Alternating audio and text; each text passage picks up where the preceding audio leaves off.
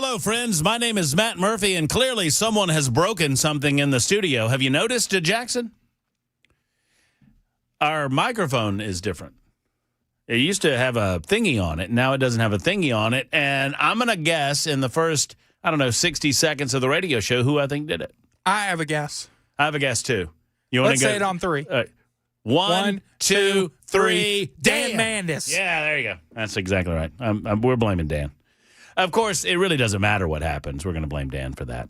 Hello, welcome in. Glad you're here. This is the Matt Murphy Show, and conveniently, my name is Matt Murphy, and we host a gathering from 3 until 7 o'clock every single day. We appreciate you joining us on a daily basis. It's 7 minutes after the hour right now. Rain is in our midst all across Middle Tennessee. There is snow and ice in the forecast. Obviously, we're going to break that down for you on this Wednesday, Jan 21, 2026. It's episode 961. It's day 306. I meant to do this. It's day 366 of Donald Trump's second term as president of the United States of America. And that freaks a lot of people out. But I used to do this. By the way, Ken Weaver's here in News Closet B. He gathers headlines for a living, delivers them twice an hour when it breaks. Hello, Weaver. What's going on? Snowpacalypse 2026. Every time I say Snowpacalypse, Jackson, I want you to do the horn. Dun dun dun. No, not that one. I want the trumpet. Let me mine hear better. I'm sure you do. Let's hear the trumpet. Snowpacalypse 2026. Yeah, I like that. Unless you can come up with something better, not the dun dun dun. Why is this basket in here? Anybody? Yeah. I'm a basket case. I'm a basket case. Yeah. I agree. Yeah, Shower caddy. I'm dealing with a lot of that crap. Boy, I'm dealing with a lot of that crap right now, which is maybe why I'm so susceptible to it. Just a lot of stuff out of place. You know what I mean? You move it from one place to the other. You got to put it in something. You put it in something, and now it's all over the place, and it's not back where it should be, and you don't really know where it's supposed to go, and everything's disorganized, and it freaks me out. Although, got a lot done.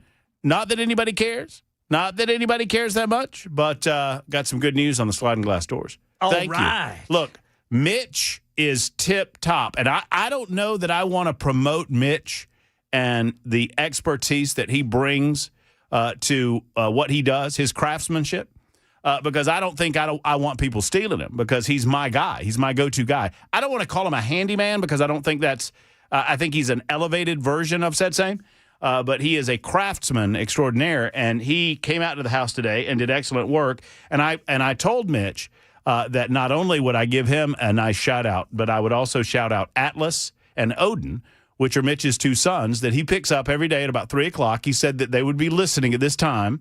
Atlas and Odin. And Atlas and Odin, their middle names are Hawk and... Awesome names. Yeah, no, they're good. I think Wolf. I think that's right. I think it's Atlas Hawk and Odin Wolf, or Atlas Wolf and Odin Hawk. I believe that's correct. How about those names? And I asked Mitch, I said, he said, I didn't want my sons to have names that other kids would have. And I was like, well, you accomplished the task, and good for you. Yes, sir. So Atlas, Odin, your dad's pretty cool. And he helped me out, fix my house. So thank you for that. And hope you guys have fun in the snow later on in the week, or ice, as the case may be.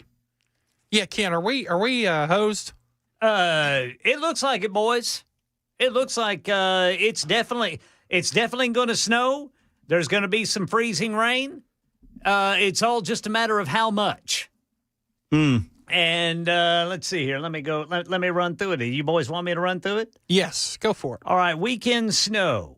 Mm-hmm. There is a 30 to 50% chance of at least 9 inches. What? Yes. Whoa. Say that again? A 30 to 50% chance of at least 9 inches. There's a 60 to 90% chance of at least 3 inches. Now, here's the thing that concerns me. It's the ice. There is a 30 to 50% chance of a half inch of ice. Uh-oh. there's a 60 to 80% chance of just a tenth of ice. Well, but see, that's enough. That's enough. That's enough to do it. Any amount will do the trick, right? And bitter cold, boys. We're not going to get above freezing starting Friday night until maybe Wednesday of next week. I've been away from my email. Has there been any communique internally about, what is our game plan? Do we know yet? I don't think we know yet. Stay up, stay home. Well, I feel compelled, and if this is just me, then this is just me. But here's what I'm compelled to do. If there are power outages, we need to be on the radio. Outages? If there are power outages, then Matt Murphy wants to be, and if I'm allowed to be on the radio, I'm going to be on the radio. If there's 50,000 people without power in Nashville, where are they getting their information? Well, they'd have to go to the radio. They would have to go to the radio. And what happens if we're not on the radio? They better get some batteries. They got to get some batteries. Y'all got to get batteries. Y'all got to get a powered radio that is a powered operation and not something that you plug in, because my fear is that people are going to be without information, because if ice brings down the electricity, then where do they go? I mean, I understand they're going to go outside and they're going to have a good time if it's snow. But my fear is it's ice, Ken. And what you're telling me, you know what we need? We need a professional on this. Not that Ken isn't. Ken is a professional newsman, and Ken does the weather and he does the traffic better than any newsman I know. But you know who I want on this, Ken? Dan Thomas? I want Dan Thomas on this. Where is Brother Dan Thomas? Dan is coming on in moments. In moments. I told him 3:15, so we're working on it right now. And a little bit later on, Cameron Smith will be here. I don't know that Cameron has anything to offer from a weather perspective, but he has a lot to offer from a political perspective. And I've not talked to Cameron in 2026. So we will enjoy that conversation from 3:30 until about 4:30, maybe 5 o'clock. Dan Kaboop's in the news a little bit later on. Obviously, lots to get into, plenty to talk about. Donald Trump has announced that there is somewhat of a framework. I know that there are a lot of ways to look at this. And I know that the Trump haters out there are going to look at it constantly to the negative. And they're constantly going to claim, oh, Trump's not going to get what he wants. But if Trump wants $500 and he asks for $1 million and he ends up getting $500, does he get what he wants? Are y'all following this? Let's do it one more time. If Donald Trump wants $500 from you, and he comes at you and he asks for $1 million, and everybody in the room goes, what is this guy, crazy? I don't have $1 million. What is he, an insane person? He's asking for $1 million. And they make their jokes, and they laugh it off, and they think it's hilarious, and they think it's funny, and then at the end of it, he goes, okay, what about $500,000? And they say no, and then eventually he says, what about $1,000, and they say yes, and he gets more than he wants. He wanted $500. Who's the winner there? Who just won? So all of these media networks and all of these commentators that want to joke and laugh about what Trump isn't going to get done in Greenland, you have no idea what he wants. None of you. It may be that he doesn't want America to annex or acquire Greenland. Maybe he wants mineral rights. Maybe he wants a revamped military base for the Golden Dome. Maybe he wants things that he's going to get in this deal that they just announced. Donald Trump said he got everything he wanted out of the deal. We're going to find out together. But right now, it is time. Before I forget about it, it's day 366. I meant to hold this up. I used to do this sign every day. Remember when I did the sign, Ken? I would do a sign, and I stopped doing it. This was the last sign that I did 366 days ago. Got a little smiley face on it. This was the sign. Move it over a little bit. It says it's got a tuft of blonde hair on the top. Wavy blonde, wispy hair, and it says, "Did you miss me?" Hold it down a little bit so folks on YouTube can see. I held this up. There we go. I held this up the day of the presidential inauguration in 2025. Did you miss me? Did you? Never thought you'd see me again. I wasn't going to go too far away. Look at that wispy blonde hair. And then I put a little, put a little Batman building down there too. There's a little Batman building down there, right there. So there's that. Look who's on the line now, Ken. Yes, sir. I was not besmirching your meteorological skills when I said that about we need a professional on this. Well, I'm not a professional weather fella. But you know who is? Brother Dan Thomas. Dan Thomas of WSMV Channel 4. Dan Thomas joins us. Busy as a beaver this week. Obviously, a lot going on, and Dan's going to break it all down for us. Dan, good afternoon, brother. Hey, good afternoon, Matt. We are busy, as you say. A lot going on, a lot of change happening day by day and really hour by hour with the system. I'll tell you this, I was on TV last night at 10, and it looked like the computers were finally coming in line, and then they pivoted in a big way overnight and spread out in terms of their solution. So we use these computer models we talk about to help us gauge what's going to happen in the atmosphere. I'll tell you what we do know. We do know that it will be colder, turning much colder on Friday as Arctic air comes in. I tell you, we do know that we'll have a major winter storm over the weekend. I'm sorry, Matt, did you say something? No. I said, Yeah. I'm listening. Yeah, listen. Yeah. Okay, yeah. So Yeah. turning frigid Friday, setting the stage for this coming in this weekend. A major winter storm, no question about it. No matter what happens, it will be a major winter storm for Middle Tennessee. Travel for a time in some areas will be paralyzed. It'll be shut down.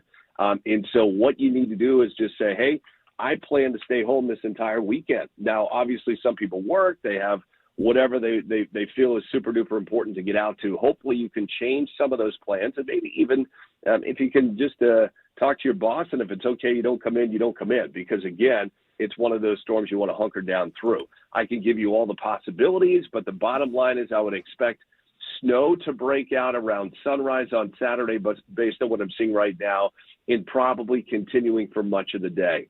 By mid-afternoon, late afternoon, we're starting to, in all likelihood, based on what I see today, flip to sleet and then quickly to a period of freezing rain, in all likelihood. How long does that go? We don't know yet. But it, for some of us, could last 18 hours, conceivably. So on the table are the possibilities that Nashville gets a few inches of snow and then an inch of freezing rain.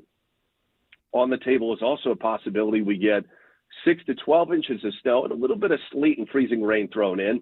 And also the Canadian model, which I also look at for big winter storms, it's possible we get 4 or 5 inches of snow and then a mix of sleet and freezing rain, maybe a half inch, something like that. So obviously we don't want all the ice. We don't want the 1 inch solution. But I do expect some accumulating snow. If you want to sled, get your sledding in Saturday before this starts to ice over and the changeover become just a big old mess out there. Hey, I got a question for Brother Dan. Yes, sir. Dan, how much freezing rain does it take to start bringing tree limbs down onto power lines?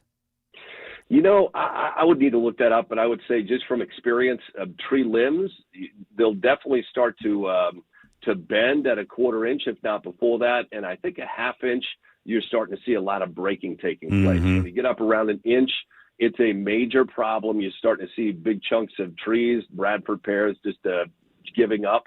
And then you have even power lines, starting to maybe even get too heavy and fracture just on their own. So is it? I mean, is this unusual, Dan, to see the snow first and then the icy, wintry mix after it? It feels like. I mean, my experience is limited because I was in Birmingham for so long, Alabama for so long, but it feels like oftentimes it's the opposite. It starts off as a mix and then turns to snow. It really just depends on the scenario, the storm track, and the strength of the storm. So you can definitely get scenarios where, like I suggested here, snow to sleet and freezing rain, and then possibly back to snow, or you could just get the sleet and freezing rain and then go to snow, or you can even get snow and then go to sleet and freezing rain, then go to all rain and never come back to snow. It just depends on the storm track. All right, I'm going to nerd out on you, and forgive me for doing this, Dan, but I've got to ask the question. What dynamics in the atmosphere dictate whether it's snow or and is there a difference between freezing rain and sleet? Yeah. Well, let's address the second question first. Huge difference. So essentially, all this stuff is going to start falling as snow. The whole storm is going to fall as snow in our area initially, and then it falls through a warm layer of air. That's, when I say warm, I mean above freezing. And if it's deep enough, it causes the snowflake to melt completely. And then so we've got liquid rain as it continues to approach the ground. Now then there's a layer of cold air near the ground. If it's a very shallow layer of cold air, maybe, I don't know, a couple hundred yards, then we're talking freezing rain, because that cold layer of air is below freezing or at freezing. And so that liquid rain hits objects that are now in that, very shallow layer that's below freezing or at freezing, and it freezes on contact. But if that shallow layer of cold air close to the ground is a little thicker, maybe 1,000 feet, maybe 1,500 feet, that liquid raindrop will have time to refreeze and become a sleet pellet before it hits the ground. So we're very interested in the whole atmosphere and how thick those layers of cold or warm air, and again, by cold or warm, I mean its relation to 32 degrees. Right. Which is more dangerous, or are they both equally dangerous? Freezing rain or sleet? No question at all. I would much rather have sleet than freezing rain. I mean, sleet obviously can be slippery. It's those little balls of ice, right? And treacherous for a car. But a freezing rain coats everything in a thin layer of ice, and it essentially turns everything into a skating rink. So even just walking 2 steps out the front door becomes perilous. So at least with sleet pellets, you get a little bit of traction if you just sort of waddle like a penguin. You just try to go have vertical steps. You have a chance of getting to the mailbox without falling. So, no, I get it. No, this is valuable information. So the big question then becomes, if we're kind of locked down over the weekend into Monday, what does the forecast look like then, and when do we start breaking out of this frozen cycle? Yeah, so this is an extended time period of falling precipitation. I think again, coming in early Saturday, getting out of here, depending on what computer you want to believe, sometimes Sunday. Could be Sunday evening, could be Sunday midday or so, or early afternoon.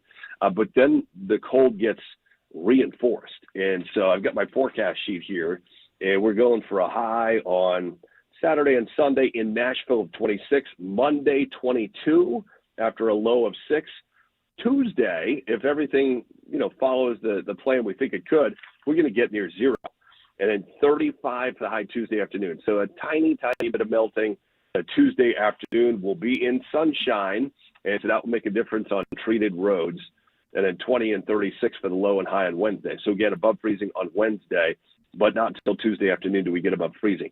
So I implore you, this is going to come, as I said, in all likelihood, in different stages, whether it's snow or sleet or freezing rain. Remove the snow as soon as you can, and then let the sleet or freezing rain do its thing, and then maybe you have an ice topper or something like that.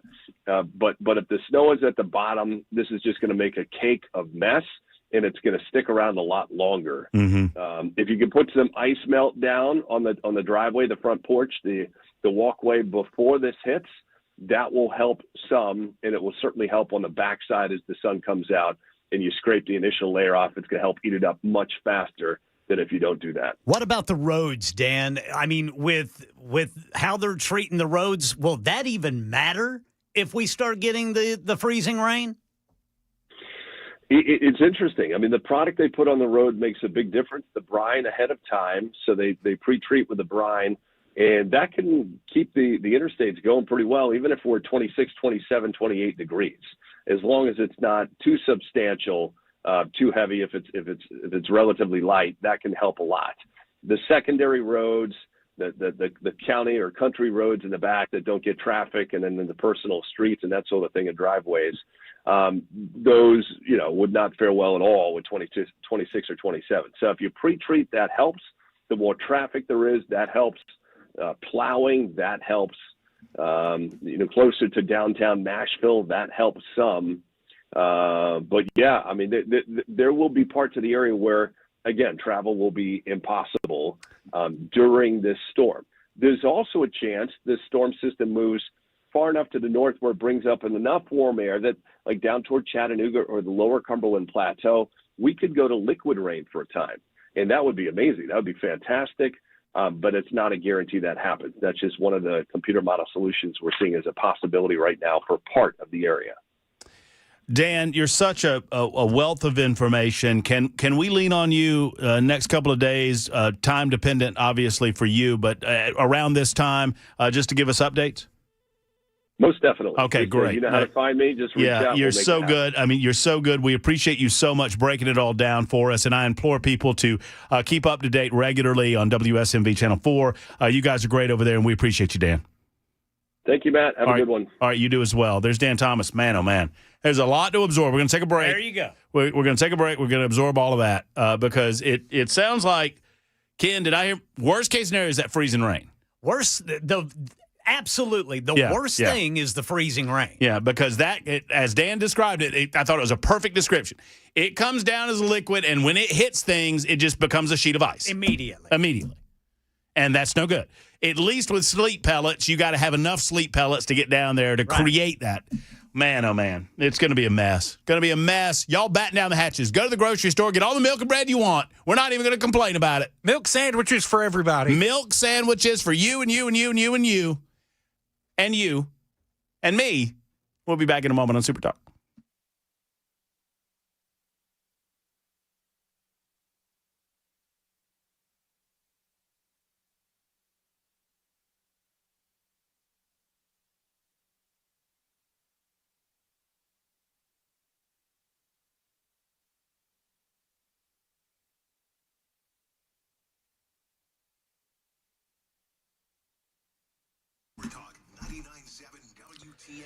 Hello, friends. Matt Murphy for the Tennessee Men's Clinic. With 3 separate locations and a 4th to come, Tennessee Men's Clinic has you covered, Middle Tennessee. Gentlemen, maybe you're whistling past the graveyard. Maybe you want this problem to go away, but it's not going to go away on its own. I'm talking about a lack of ability when it comes to intimacy or your romantic relationship with your significant other. If this is an issue with you, it's time to get to the professionals at the Tennessee Men's Clinic. They are urology-based. They've been around since 2014. They know their stuff, and they can get you back in the game, man, and that's what it's all about. Back in the game with Tennessee Men's Clinic. Proven treatments that work, and they tailor them specifically for you. Call today at 615-208-9090, 208-9090, or online at TennesseeMen'sClinic.com. They've got Cool Springs. They've got the original location in Nashville. Now they're in Clarksville, and soon to come in Murfreesboro. It's Tennessee Men's Clinic. The only one that I would recommend is TennesseeMen'sClinic.com.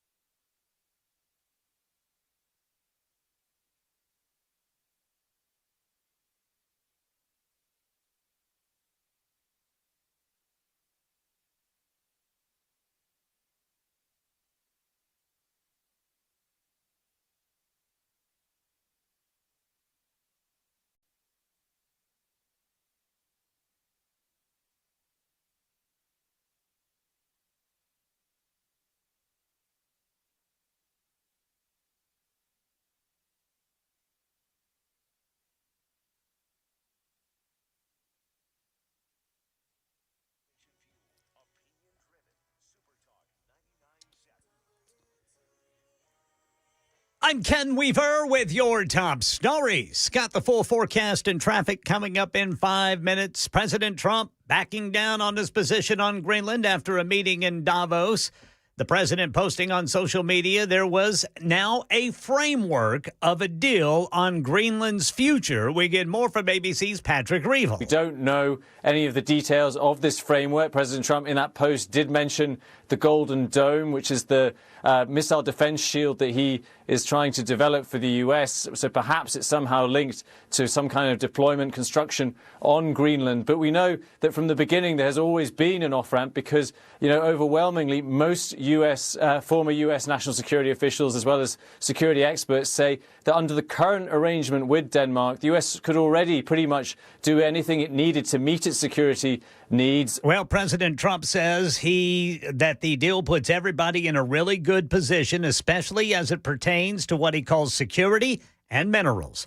Here in Nashville, Metro Council's approved several major equipment upgrades for police using part of a $15 million state public safety grant. The funding includes money for an armored vehicle, a mobile command post, a tactical support post, but council members voted down a proposal on replacing 15 security cameras downtown. Dozens of residents voiced concerns about surveillance and potential misuse before the vote. That's the latest news. Traffic and weather next. I'm Ken Weaver, WTN News.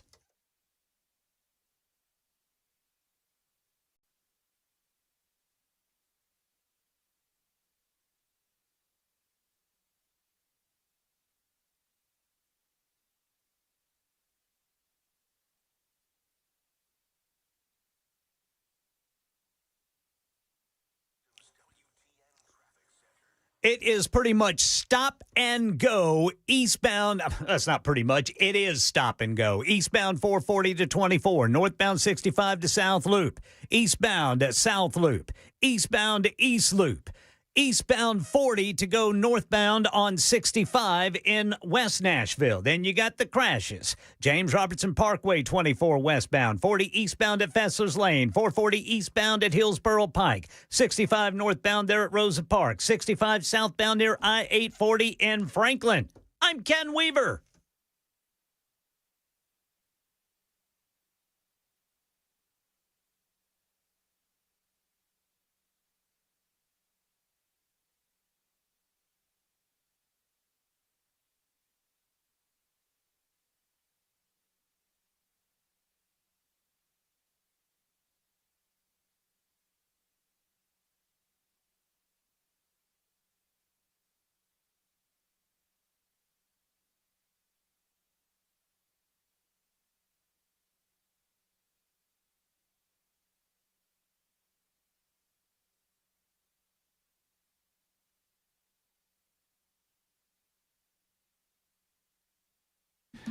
Hello, friends. It's Matt Murphy, and I got to tell you about the Glock store. Man, oh, man. They got these Gen 6s in, and I'm very, very excited about the Gen 6s because they've got so many stock improvements and look, every other generation is a fine, fine piece of weapon, and y'all know that. But the Gen 6 is just a cut above. They've got the enlarged beaver tail, the flat face trigger, which is easy for me to say. I screw it up every time.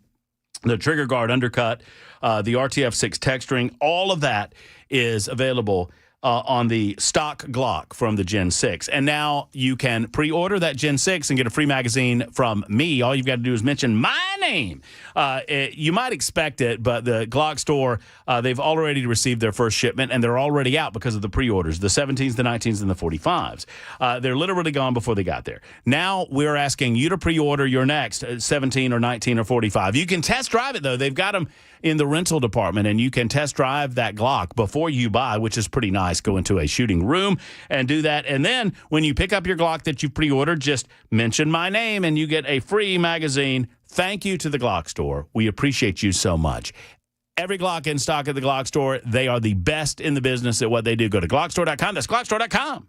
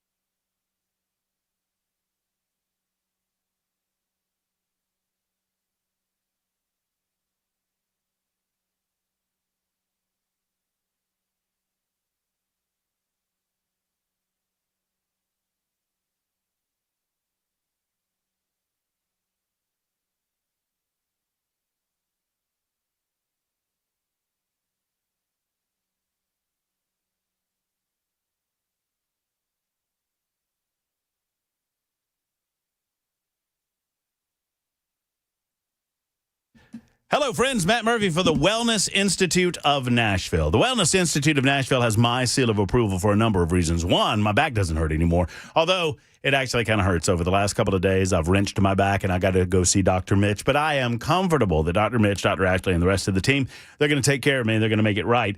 They have the non-surgical spinal decompression at 47% off for 2026. That's a pretty significant savings. That's almost 50%, folks.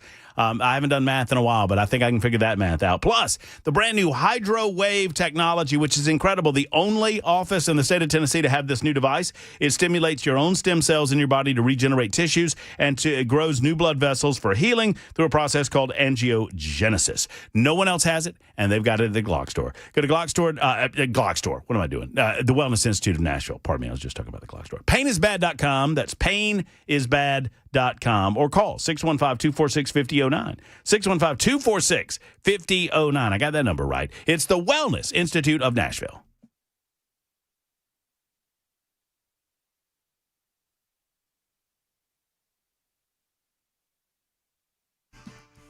Super Talk 99.7 WTN. Taking your calls, 615-737-9986. 615-737-9986 if you'd like to get in here. We also have the Super Text line up and running. Just in case he missed it, I had my door guy out, Mitch, who gave me great news on my sliding glass doors. I got 10 of them in my home. It's insane. 6 of them on one level. And all of them, I think, are operational. Just many of them were caulked, which is nice. So you decaulk them, and then they work. And thank you, Mitch, for your attention to this matter. And shout out to Atlas and Odin, who were heading home from school a little bit while ago. I've not seen this next gentleman in 2026. He just made an appearance. There's less of him than I remember. His name is Cameron Smith. He writes for the Tennessean, and he regularly appears on the Matt Murphy Radio Show, and we're always pleased to have him. What's going on? Dude, it has been a minute. It's been a long time. Crazy busy. The back up from the end of the year, trying to get it done in January. Everybody out there knows what it's like. I mean, it's a lot. Snow coming. That's what I've been told. Ice coming. Yes, my wife. Not that ice. Different ice. Different ice. Yeah. So everybody in Antioch, calm down. Was that wrong? Am I not supposed to say that? Yeah. I'm sorry. Okay. Nolensville Road. The further up you get Nolensville Road, you say ice, and then everybody pays a little more attention. Yeah.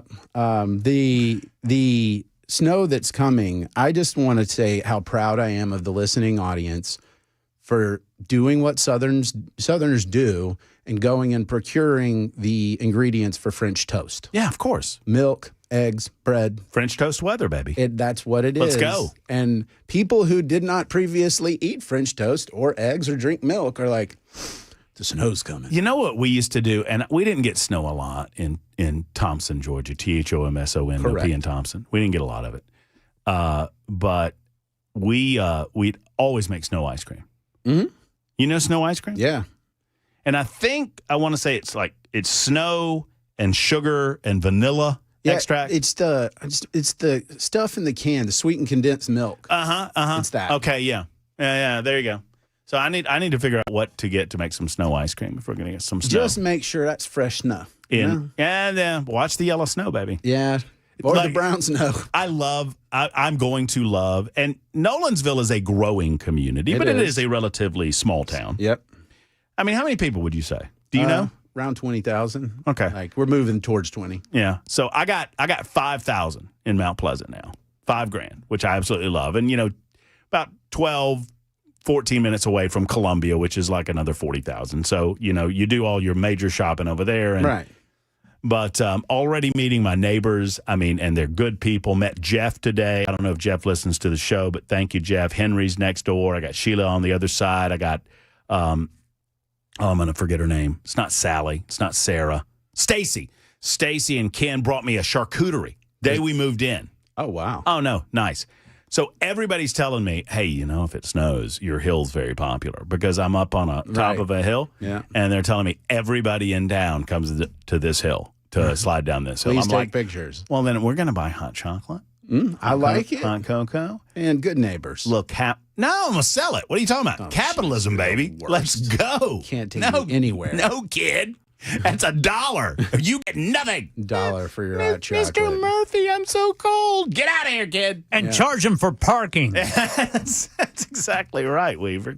You park in my yard, it could cost you. Don't you sled over here. Any sled comes on my property is my sled. My boys, they're very Southern about snow, and they just go nuts. Yeah. I mean, for some reason, they're like, you know what's really manly?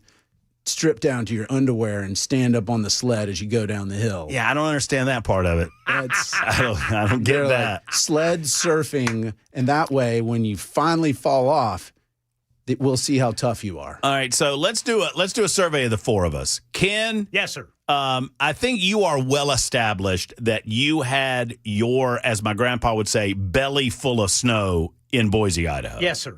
So you're kind of over it. Yeah. Okay. Jackson, do you become 12 when it snows? Depends. Depends on what? On what you have to do in it, or Yeah. Okay. Like if I have to be here and it snows, I'm pretty upset. Yeah. Erica has always been flummoxed by the fact that I cannot help but turn 12 when it snows. Yeah. I can't help it. Mine has a shot clock on it. Like for the first 24 hours, man, Sure. I'm 12. And then I gradually get older. And by day 3, I'm like 96. And you're so you're grumpy and you're yelling at people and get out of here. Dadgummit. So I remember when I was in D.C., there was Snowmageddon, and it was like 3 feet of snow. And I did not see the ground for a month. Mm-hmm. And that to me was traumatic. Southerners like to see the ground. That's we just right. do. That's right. And we don't know snow that is like never go away snow. Like Boise, Ken, in Idaho, did you have winters where there were like weeks where you didn't see the ground? Yeah. It'd be all winter long Yeah. So it would snow and there would be snow on the ground. and into the spring. Wow. My wife's from Pennsylvania, and they have these poles that you see all the time. They look like tent stakes or something sticking up about 5-6 feet. Mm-hmm. And that's for the snowplows To measure. to say, hey, this is a curb here, so Don't run off the road. Don't run off the road while you're plowing. And she's used to that, and she's my Siberian. She just shorts and a t-shirt, and it's 15 degrees. But for me, We've had a couple of snowfalls since I've been in Nashville, but I don't recall being in a situation. I remember it in Birmingham where it would snow. And if you've never had to drive down a road that you're not familiar with and it has snowed, a foot, it's harder than you think knowing where the road is. or knowing how to drive. But just basically not running off the road. Yeah, the Birmingham power sled is my favorite. It's like I have a Buick. I'm equipped, and they're just flooring it, and there's Let's go, fishtailing, and I just kind of love that. Yeah, let's go. It'll be fun. It'll be fun until it's not. I'm kind of with you. I'm 12, and then at some point, I'm just like, okay, I'm done with this. Yeah. Can we make all of this go away, please? According to Dan Thomas, though, if I heard him correctly, and I think I did, it ain't going away anytime soon. Yeah. There's going to be snow Saturday, turning to either sleet or freezing rain Sunday, into potentially Monday, and not getting above freezing until, what, Tuesday, you say? Tuesday. And only like 36. Yeah. That's not going to melt very much. No, I hope y'all have your milk and bread. we do. And we have some lamb and various other proteins. Yeah. I mean, because reasons. You know what? If worse comes to worse in Mount Platt, I've seen several cats in my yard. So, Yeah. got to do what I got to They do. get stuck in your teeth, though. I got it. Well, They're stringy. people say I don't like cats, but the problem, never mind. Well, cats don't like you. Cats don't like you. I used to tell the joke, and I stopped it years ago because people would get so mad. It's obviously a joke. I would say, I don't understand why people don't like cats. You just have to boil them before you grill them. They're tough. And people would get so mad. I'm like, it's a joke. So gradually speaking, all of the dogs, if weed went away, they would all die. The cats, no, they don't care. They would eat us for a while. That's and right. then they They'd would just feed on us. be fine. Yeah, if they were human sized, they would take us on, I think. Oh, absolutely. So, snow, it's going to happen. So there's a lot of other things going on. You and I, we're going to talk about the other kind of ice in just a moment, because I'm curious. I get a little. Well, I think it's a particular aspect of the law that is perplexing to me, and that is how do we determine if it is impermissible for law enforcement to demand paperwork of a United States citizen unless they have reasonable suspicion of a crime. Yep. And it is also impermissible for me to suspect someone is here illegally based on their personal characteristics. Yes, anything that's protected class. A protected class, race, ethnicity, national origin. Yep. So I can't use that to develop reasonable suspicion. Correct. I also can't demand the paperwork of a United States citizen, but I can demand the paperwork of an illegal alien or an alien to the United States of America. Yes, an alien. Yes, absolutely. So what happens if they lie to me? They have now lied to a federal agent. It's another crime. Yeah, but how do I catch them in the lie if I can't get their paperwork? You can't. That's the reason Secretary Noem has talked about targeted enforcement. That's where they're doing, the 287G program. They're looking at, hey, here's an individual. We have their fingerprints from some other minor arrest or other lawful traffic stop. That's the reason you see the dragnets in Nolensville on Nolensville Road by ICE, because you have to have your identification to drive a car. Well, and I do think the way, and this goes to the heart of the lie that I think some on the left are spewing, is that this is just random, show me your documentation. Everybody that comes through shows the documentation. They have to finagle a way in order to do this legally. And I use the term finagle because that's what they're doing. But they are following the law in an attempt to accomplish a goal without violating. Yeah, and in some instances, I don't think they are. Some, I think they very much are. Like, it's very much legal to say, we are stopping you on the road in the state of Tennessee. You must, if you're a driver, show me your licensed citizen or not. Right. So when I ask and you don't have it, you're now violating you're operating Tennessee a car, law. man. I gotta show that you're legally able to operate this vehicle. Exactly. And what had concerned me, and I filed a column on it today, was this idea of you're in the zone of targeted enforcement, meaning I'm arresting someone who I know is an illegal immigrant or have a suspicion to believe. You're standing near them, and therefore you're in this zone, and I can demand or detain you based on your failure to produce an identification. I don't think so. Like, you have to show me.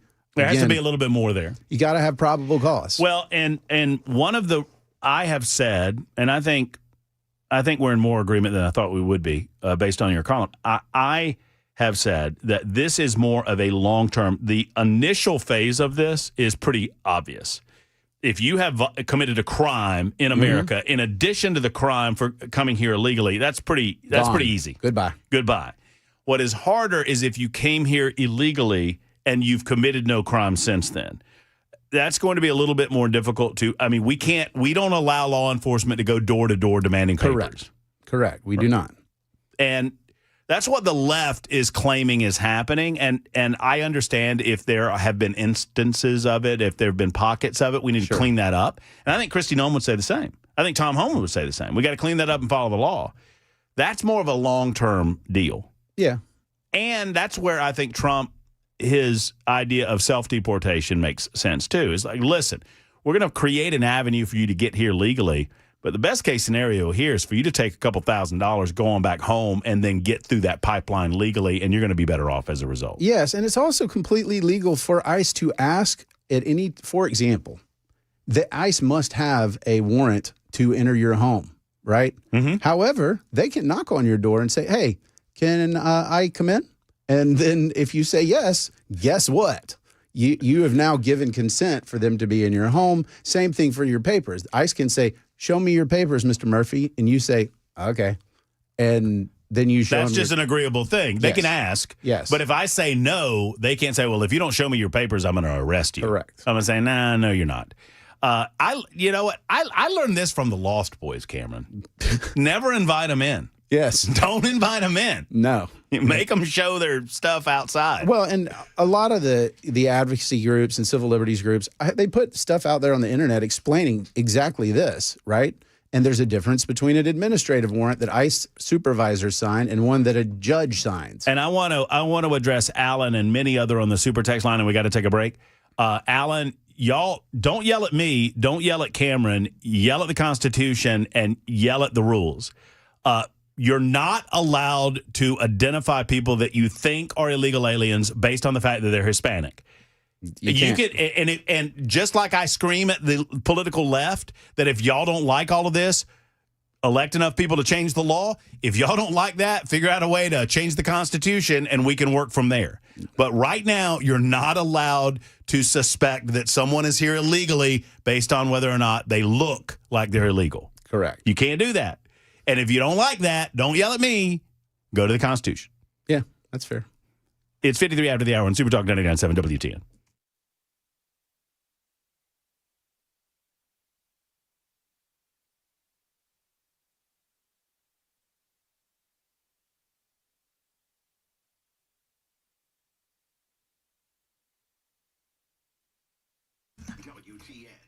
Friends, I just used Accurate Mortgage to achieve my goal of home ownership in the state of Tennessee, and I've been so happy, so pleased.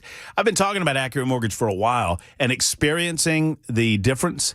Look, I've been with a different mortgage company in Alabama, and it was not the experience that I've had with Accurate. Mike and his incredible team, they're so good at what they do. And look, unlike the big online lenders at Accurate Mortgage, you're a name, you're a neighbor, you're somebody that they're going to see at the grocery store or at the ball game, and they want to treat you right. They're going to do the best for you. They're never going to expect a bad mortgage to go through, and they would never advise you to do that.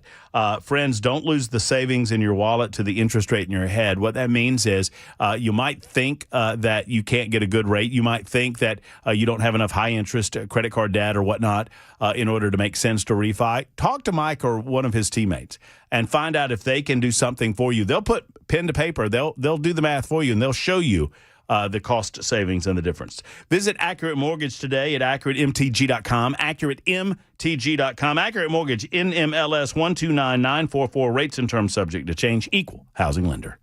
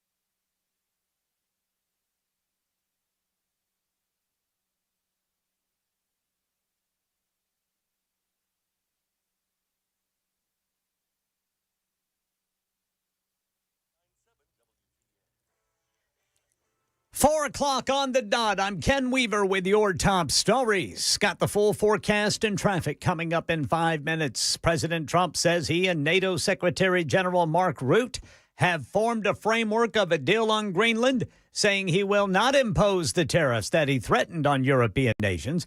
He didn't offer any details as he left the World Economic Forum in Davos, Switzerland, other than to say it's great for everyone. It's a long-term deal. It's the ultimate long-term deal.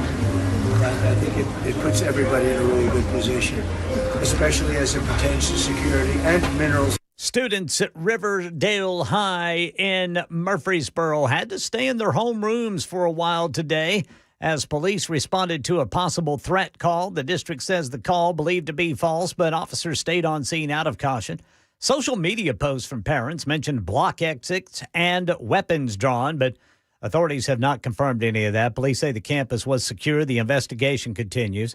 Here in Nashville, a threat discovered at Antioch High School last week prompted an investigation by school officials and Metro Police. NNPS says there was a note that was not credible, but encourages anyone with concerns to report them. A Nashville man accused of secretly taking inappropriate photos inside local stores is facing several charges. Police say 46-year-old Kevin T. Jackson followed women through a Home Goods and a Target, using his phone to take upskirt pictures. Officers connected him through security footage and a license plate noted by one of the victims. Jackson also turned himself in to Franklin police for a similar 2025 case involving a 12-year-old girl. Tennessee lawmakers once again debating marijuana policy at the state capitol. A new proposal known as the Freedom to Farm Act would let one adult per household grow up to 15 marijuana plants as long as they don't sell or remove them from their property. Republican leaders also pushing to study how a medical marijuana program could be set up in the state. The Senate Judiciary Committee expected to take up that proposal in the coming days. And a new report takes a look at how much people are spending on apps. ABC's Mike Dubusky has that story. Globally, people spent about $85 billion on apps last year, a more than 20% increase. That's according to app tracking firm Sensor Tower, which is out with its annual State of Mobile report. Normally, spending in apps is concentrated in mobile gaming, but last year, for the first time, it was overtaken by non-gaming apps. Sensor Tower says that's driven by generative AI apps, which saw $5 billion worth of in-app purchases in 2025. Mike Dubusky, ABC News. And the inductees for the 2026 class of the Songwriters Hall of Fame have been announced. Kenny Loggins, who wrote hits like Footloose, Danger Zone, is also known for this yacht rock hit, Heart to Heart.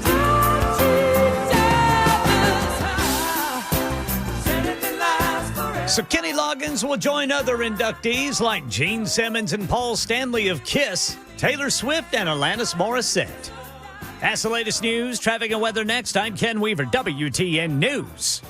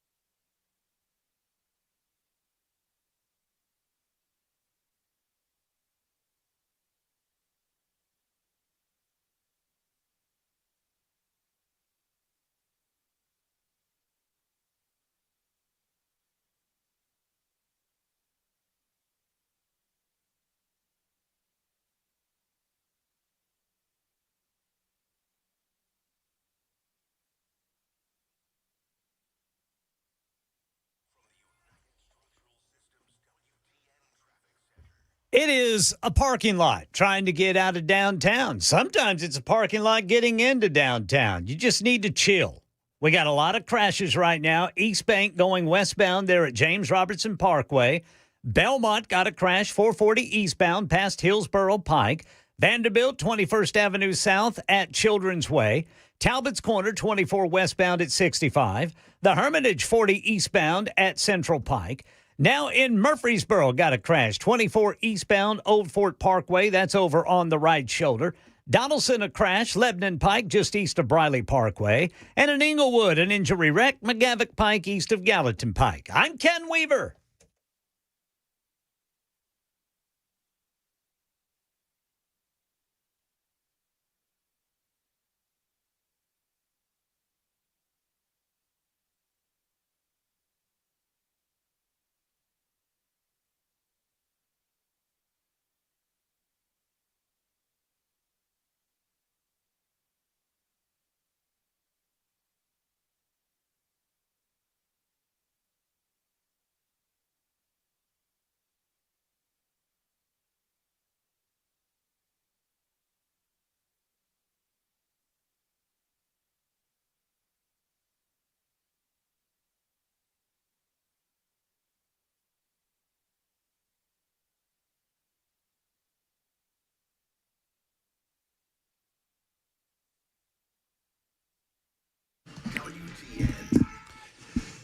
Hello, kids. It is the Matt Murphy Radio Show.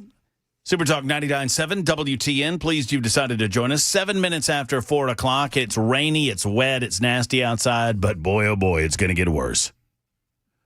Yes. Just to make you feel good about yourselves. If you think today's bad, just wait.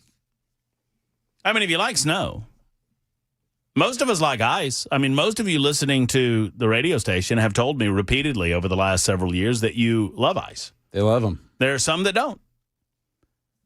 And you're going to have a bad weekend if that's the case. We'll break down some of the weather situation for you coming up in just a moment. If you're just joining us, thank you for doing so. Hey, Jackson, is that Mike in Old Hickory? It is. And did you tell him? I didn't. Didn't have the heart to. So is he unaware? Well, I would have had to been able to get a word in. Oh, was he just rambling? Mike in Old Hickory, he can hear us while on hold. Yes. Mike, in Old Hickory, you have been banned, buddy, until February 1st, and we had to extend the ban by 1 day because you snuck in on Brian Wilson when I was out. And so we added a 24-hour period to your ban. So you have been banned for an inability to have an adult communication, a back-and-forth conversation. We have banned you, Mike. Well, he likes listening from the hold line. I mean, I guess so. Cameron Smith is with us. He's here for another hour. We're discussing immigration and customs enforcement. We're discussing activity in Maryland. We're going to talk about Greenland in a moment. I want to fight with you about something. I don't know why. Why do I want to argue with you? You usually do. Well, that's true. That's normal. It's okay. That's fair. But we are very, very close on this issue of protecting the rights. And y'all need to be real clear on this. I don't particularly care, and this, y'all can say this is a fault of mine. I don't particularly care about the rights of an illegal alien, but I do very, very much care about the rights of the American citizen. Yes. And if you're walking down the street and you are doing nothing wrong, a police officer, I am simultaneously, as much as I care about the American citizen, I care about our law enforcement, and I believe in our law enforcement. But there is a reason that law enforcement can't just randomly demand that you identify yourself. Yep.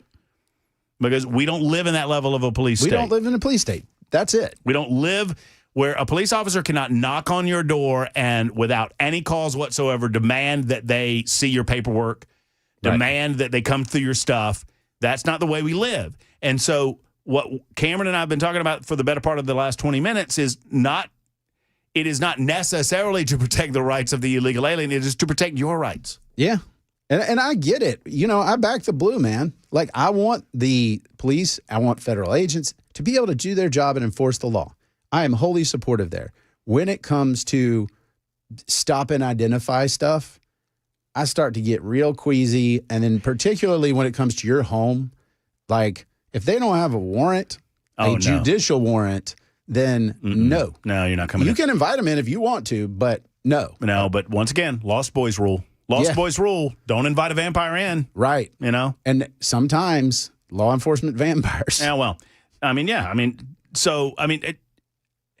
we give pretty good latitude to law enforcement when it comes to that phrase reasonable suspicion. Yes. So let's not pretend that police officers in reality on the beat, if they think something's going on legitimately, I mean, these are not bad cops, these are good cops that think something's going on, they can work the system as it exists legally, constitutionally, to figure out what's going on. And here's a good example, like, because it's easy when you're just saying papers, no papers, but like, so I drive up to a area outside a home improvement store that is known for basically day workers hanging out, and I'm an ICE agent, and then they start to run.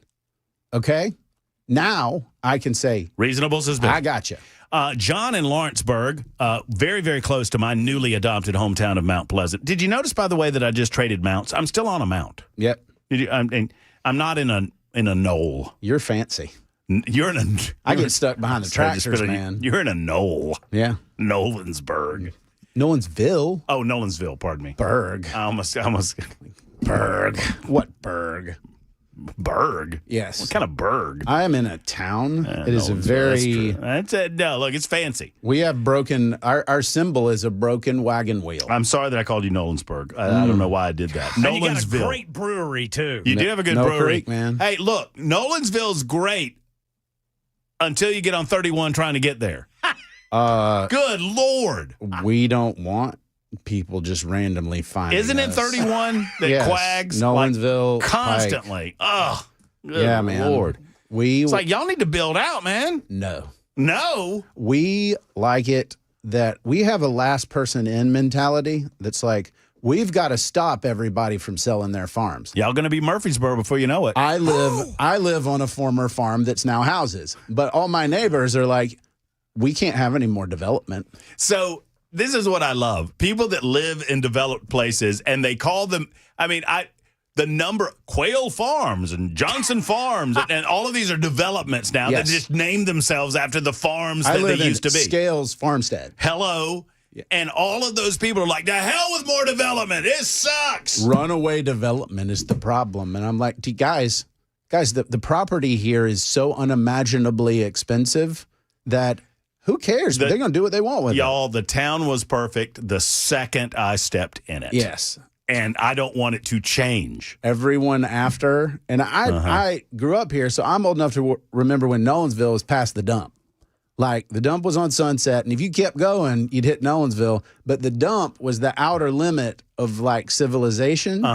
And now, I mean, no joke, across from that dump off Sunset, there's a home that's probably $5 million that could throw a rock and hit the dump. And so, sure, Nolensville's a crazy place right now because there are massive multi-million-dollar homes and you still get stuck in traffic behind tractors. Dang right you do. It's just awesome. I am in love with my new hometown of Mount Pleasant. I mean, I'm sure that, there's some, it's Mount Misery, whatever. I'm in love with the idea of going to city council meetings. And I'm not going to be able to go to many of them because I'm working, I'm trying to figure it out because I just want to sit in the back of the room and watch.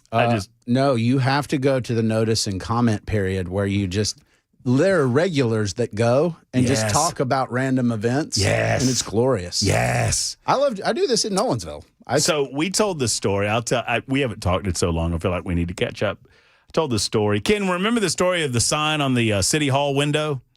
Did you? I don't know. Vaguely. Yeah. Okay. So I took a picture of it at E's recommendation. And so we go to set up our gas and our water. So gas and water and sewer and sanitation are all handled by City Hall, and then Mount Pleasant Electric handles the other. And I got some great listeners over at Mount Pleasant Electric that were looking for me the day that we came in. It's like, are you on the radio?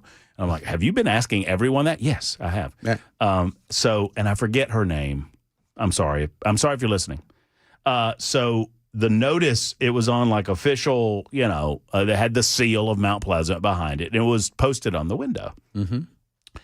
And it said, notice, we will no longer accept more than 20 coins for payment of any amount due the city of Mount Pleasant. We apologize for any inconvenience. That's just what it said. So we're doing all our paperwork or whatever, and Erica's like, you need to take a picture of this. And so I did, and the lady comes back up, and I was like, so, because there's a story. Yeah. I'm like, so what's up with the sign? And she said, we have a gentleman that's been here for a long, long time. He's lived here, all of his life, and his water bill hit $60, and he lost his ever-loving mind. And he went across the street to the bank and got $60 in pennies and unrolled all of them and paid us in pennies.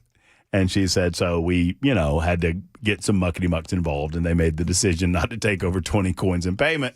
And I'm like, well, what happened after that? And she said, well, now he pays by check, but he writes on the memo, extortion fee on the check. I just know that those coins, legal tender for all debts, public and private. So not those pennies anymore. Donald Trump said no more pennies. Yeah. Well, I mean, we just have, it's funny on the Super Doc text line, they were saying that Nolensville just used to be the Sonic. I want you to know that Sonic, it is the gathering place. On Friday nights after a football game, Sonic. It is a wild, wild place. And I have a special place in my heart for the Sonic. Because in Thompson, Georgia, Thomson, no P in Thompson, we called it the Strip. Yeah. And it was like 5 miles between the McDonald's toward the interstate and the Sonic, which was downtown.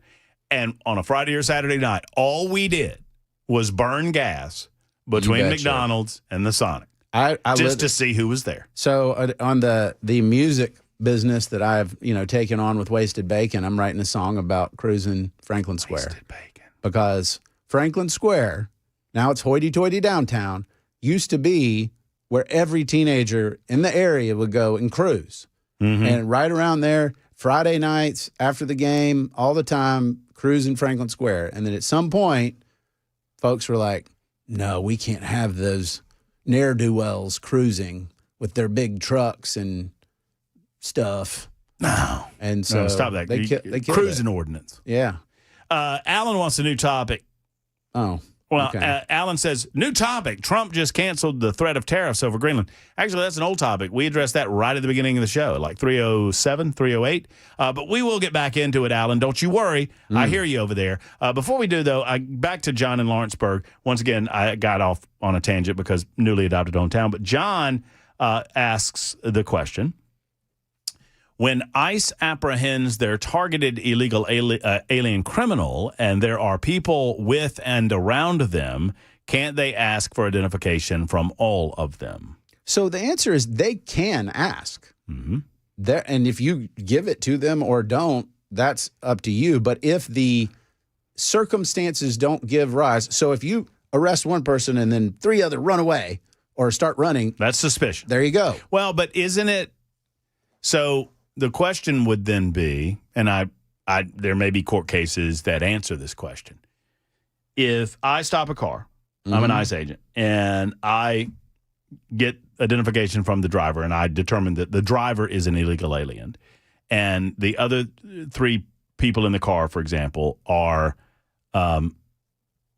with him, her, does that not create a level of suspicion that they may or may not be here illegally? So I don't know where that one would end in sort of the weighting test, the totality of the circumstances. My inclination is probably not because, for example, I've never asked you to see your papers, right? I don't know your citizenship, but I just assume that you're an American citizen. And so by extension, if you were pulled over, they asked for your ID, they said, you know what?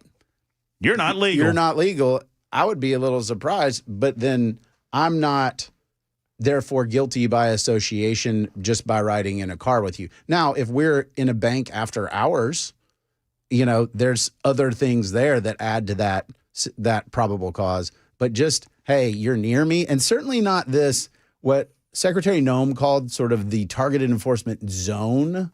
Well, here's where the wiggle room is, though, because in a real world scenario, I would expect that the officer would go, hey, how long have you known this guy?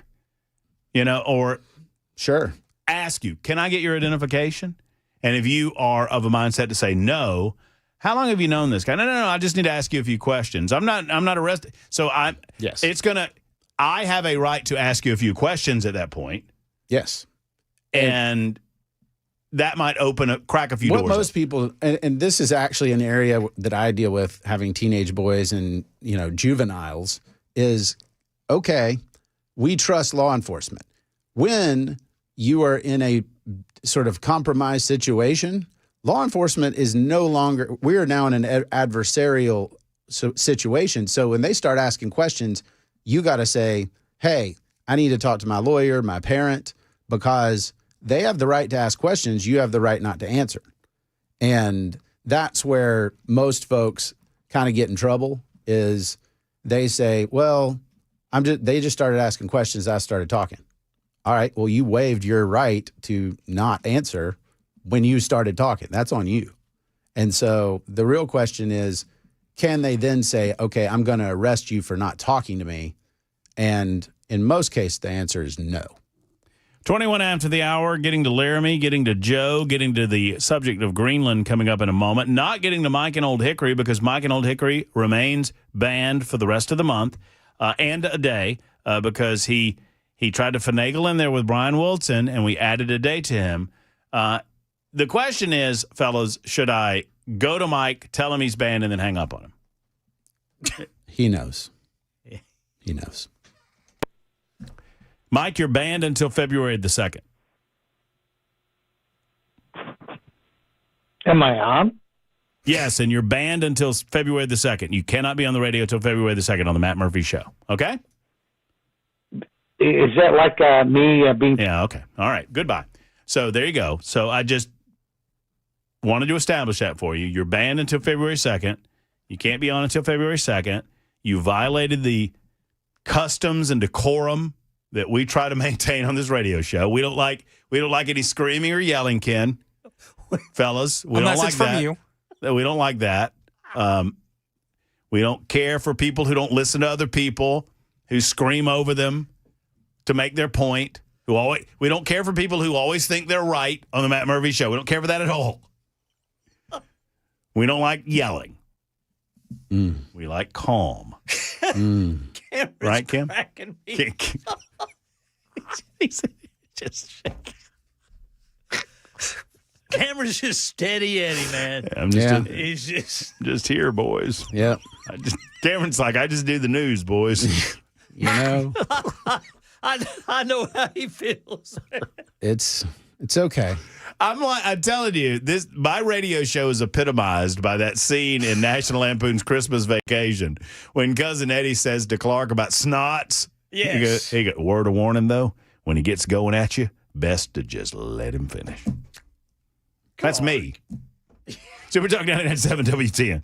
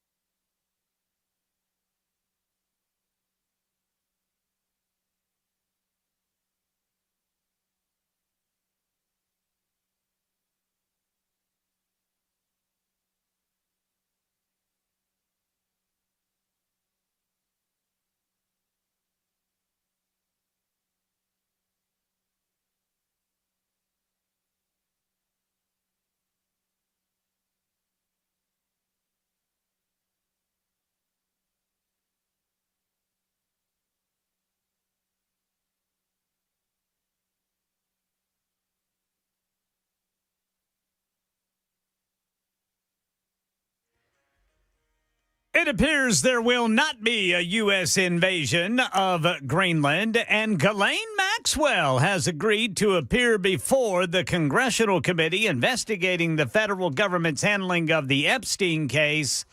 However, I'll tell you about the however coming up at 4:30 on Super Talk 99.7 WTN. Well, we all want to hear the however. I'm on pins and needles waiting for the however.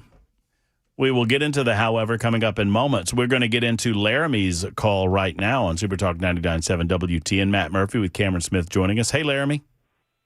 Hey, Matt, just to support what you were saying earlier about not wanting to be in a nation where you're having to give your papers up and everything else, look at those inland border checkpoints that the Border Patrol already does. They can do them within 100 miles of a port of entry, I believe, are the rules.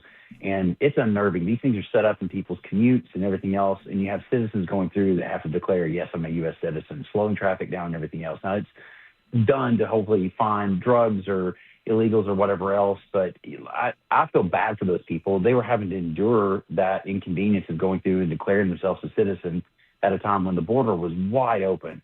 That's not the way our country was set up. We're not Nazi Germany. And I agree with you. Take whatever means we can within the legal means that we have to check people's citizenship, but we should not support law enforcement going through and demanding papers from citizens. But there's also nothing illegal, and I'm not arguing with you, but I want to clarify the point. There's nothing illegal about anyone within law enforcement asking you if you're a U.S. citizen. Nothing illegal about it. No, they can ask, but I think Cameron said earlier, like you don't have to get this happens. I was a cop for years in East Tennessee, and this would happen when you pull over a vehicle, and the reason you're pulling it over is for the driver and the driver's actions. You have to develop, reasonable suspicion or probable cause beyond your initial scope of the stop to get the driver's information or passenger's information. And two very different things. Driver and passenger, two very. I mean, as you know better than me, Larry. I mean, if you were a police officer, you know that it's very different how you handle the driver versus how you handle the passenger, because your issues with the driver at that point if it's a traffic infraction. Yeah, but I think you said earlier, Matt, you have to be coy with what questions you're asking and things like that. If you pull over the driver, you're asking them for their ID, and if they can't produce an ID to drive, that leads you down the trail of finding out they're not here legally. Right, and, sure. And it gets you the end result that you want. Right. So incidentally, the border, like proximity to the border, matters to this analysis as well. So what you're talking about with the more robust searches and things like that, the Fourth Amendment actually allows for robust searches and seizures in the context of ports of entry, border activity, provided that you're in a certain distance from the border. And I think Laramie's point, and correct me if I'm wrong, Laramie, is we have to be careful about how we allow that to encroach into the country. Yes. 100 miles is a long distance from the port of entry. Yes. 100 miles is a long way. I agree with you there, and I think at the ports of entry is where, hey, people know you're going to be searched there, and that's a reasonable expectation. And frankly, I think the way that it has been going down for the last year is the way that it should. If you stop them at the border, you don't have to worry about them 100 miles in. And the rest of what we're doing is just trying to clean up the mess that was created over the 4 years of the Biden administration. Oh, much longer than 4. It was, it's longer than that, but exacerbated during that time. Laramie, good call, man. Thanks, man. Thank you, as always. We appreciate you. It's time for news on Super Talk 99.7. Hey, we get to the however on Super Talk 99.7 WTN.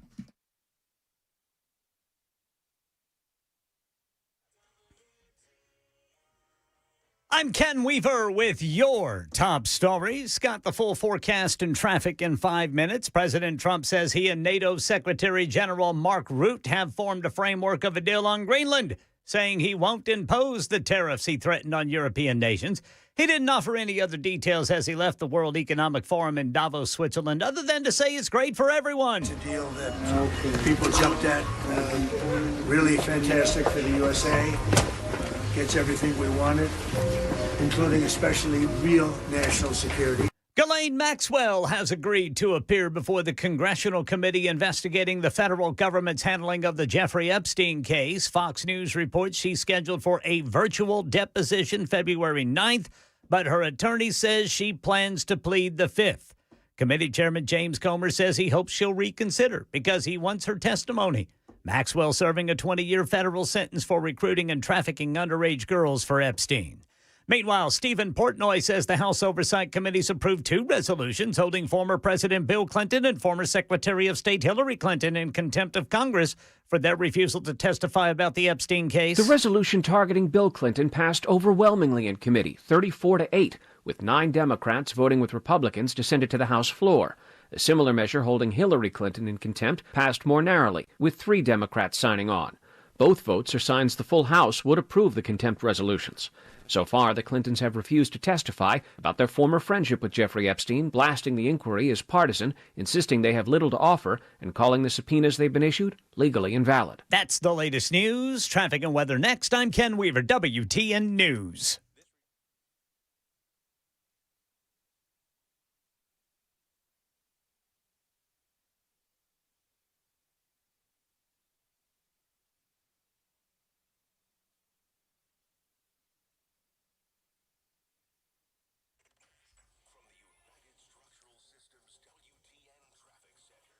All right, it is a parking lot getting home if you are coming or going from, or rather coming to downtown Nashville or leaving downtown Nashville.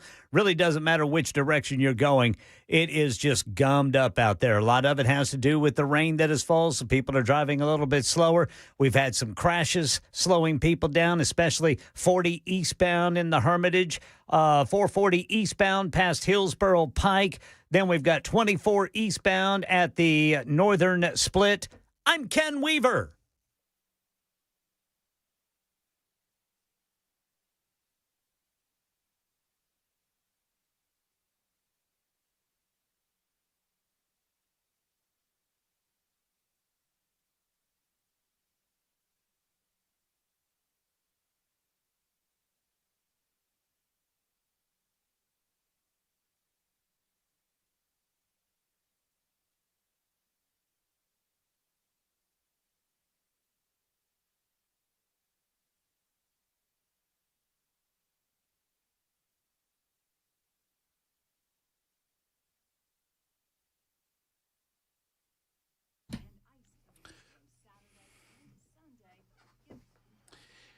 You know, they say that a tenth of an inch of rain would be an inch of snow. So we're getting a lot of precipitation coming down over the next several days into the next several weeks. We got rainfall falling right now. What comes to mind when you think of your home? Maybe, peace of mind, meals around the kitchen table, watching the ball game with your family. What you don't want is for waterproofing issues to come to mind. The foundation of your home has to be rock solid in order for all of those good things to matter to you. And if you've got water coming into your home, you never know what's coming next. And it can be a very unsettling feeling. Well, I know that you can trust USS, United Structural Systems. Waterproofing means something to them, and they can help you with that. I mean, where the water's coming from, that can be a nightmare figuring it out. It can come from poor drainage, cracks in your foundation walls, even a hidden plumbing leak. They do that at USS. Their team of experts will find out why your basement or your crawl space is wet, moldy, mildewy. They'll create a customized plan to fix it the right way with a lifetime warranty. Let me stress that, lifetime warranty. At United Structural Systems, they are problem solvers. They're your neighbors, and they care about their customers. Visit USSTN.com, USSTN.com, or call 615-488-7855, 488-7855. They're committed. They're trustworthy. They're USS.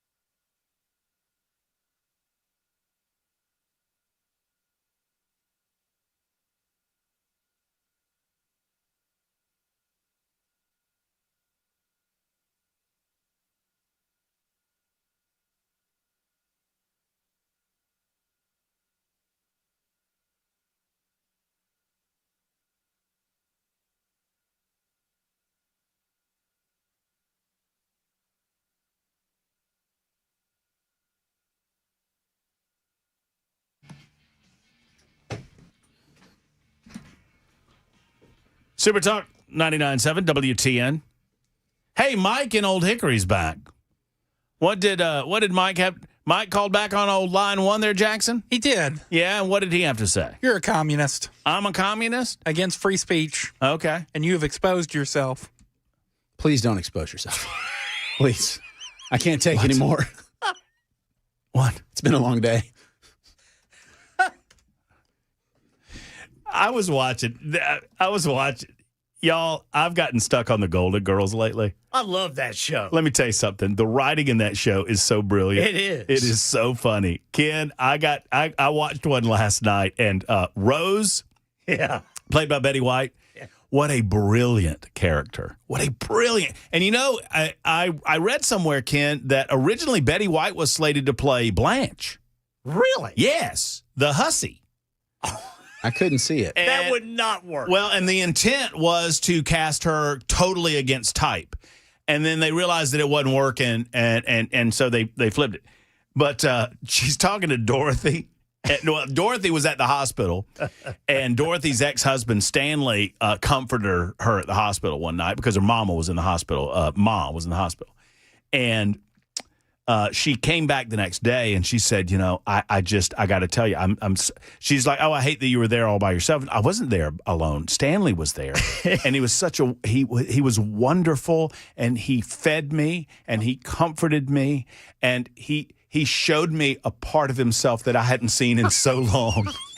and Rose says, without a bit, she's just deadpan, right there in the waiting room? But just... right there in the waiting room? Yeah, it's a great show, man. It's just so good. Anyway, so Mike, you're not getting back on the radio. You can sit there for as long as you want, but you're banned until February the 2nd. I'll tell you what I'll do, Mike. If you need, every day that you call, once a day, I will go to you. I'll explain to you that you're banned until February 2nd, and then as soon as you start talking, I'll hang up on you. That seems reasonable. Isn't that fair? Yeah. Because he's banned. Yeah. But he, for some reason, wants to call. So, but Joe is not banned. Joe wants to talk about immigration. Hey, Joe. Morning, bud. What's up? Now, well, first of all, my sister absolutely hates me because of who I voted for, correct? Or right? And was that a question? No, I'm letting you know. I'm sorry. Uh-huh. But now she married a guy who's from Canada. That he's here on a green card, and I flat out told her, well, if his green card is expired, he's illegal. Now, but our ICE and people like that, how are they going to find out who these people are that are here illegally, like that are just, look like average everyday American citizens? All right, Joe, can I back up for a second? I've got a proposition for you. All All right. Do you talk to your sister regularly? No, I haven't talked to her in probably about 4 years. Oh, well, that's unfortunate. Because what I was going to say is that I have a meal at the restaurant of your choice. If the next time you talk to her, if she says something out of bounds, you say, don't make me call the authorities on your husband. Well, I pretty much did that told her that. Oh, but, okay. She is absolutely irate because of who I voted for. And this is who you voted for. This is what you want. Well, I'm getting tired of my tax money going to pay for illegals to get all the free stuff whenever I'm working hard, you're working hard to help pay for that. I don't agree with that. What free stuff are they getting that has you concerned? No, I'm saying, well, like welfare and, stuff like that. And I'm not saying they get it, but I'm sure that there are certainly pockets that we've identified. I mean, as an example, 80% of Minnesotan Somalians are on some sort of public benefit, for example. Right. So, yeah, I get what you're saying. But those are legal and illegal individuals. Right. And I tried to tell her that, well, what bothers me, and it don't matter if you're an American citizen or not, whenever you go out and get a buggy full of groceries, break out the old EBT is what you're thinking of, yeah, EBT. Yeah. All right. And then whenever I go, I'm having a hard time paying for what I got. But then those same people with 2 buggies of groceries put it in a high-dollar car, and healthy as a daggum horse that could work. That bothers me with American citizens, but it really, really bothers me for people coming here from another country. And I have 2 half-sisters from Honduras. So they got here. They live over in Houston. They got here, and they did it the right way. They went through the channels. And they are here legally because we have the same dad. And I'm as white as all get out.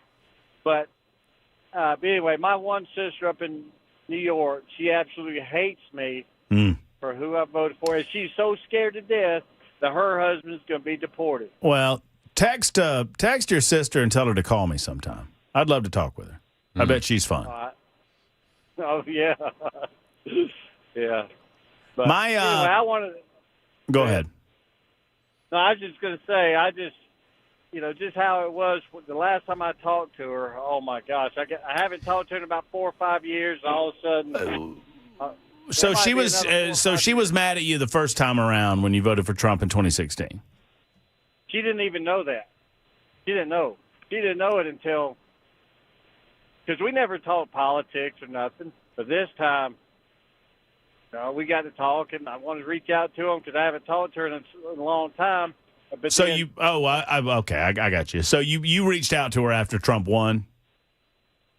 Yes. Oh, okay. I want to say in the last couple months. I just wanted to see how they're doing, see how she's going, how she's doing, and then once she found out that I voted the right way, and oh my gosh. Yeah, my liberal friends, and thank you, Joe, for the call. God bless you. You know what? Be nice to your sister. She's going through it. She's got TDS, obviously. Emotions, sadly, are ruling the lives and maybe even ruining the lives of some of our liberal friends. Yeah. And you got to be nice to them. And I have this with my wife's family is very left of center. And I talked to him and I said, just say, what are you concerned about? Do they read your columns? Oh, yeah. Yeah. And and I've told him this. I said, here's the deal. You get to read my thoughts out loud. Like they're just sitting there for everybody to review. I don't get to review yours. So if you want to talk about something, you don't need to read my column and then argue with my column. You need to talk to me and we'll talk. And I've asked him, well, tell me what you're concerned about. Tell me what the thing is. And like, as the caller identified, a green card's a permanent resident card. It has a 10-year term and it can be renewed indefinitely. So if his sister her husband has a green card and it's, in status, then it's fine. And if it's not in status, then that's on him. Yeah. Yes. Right? So he only has himself to blame.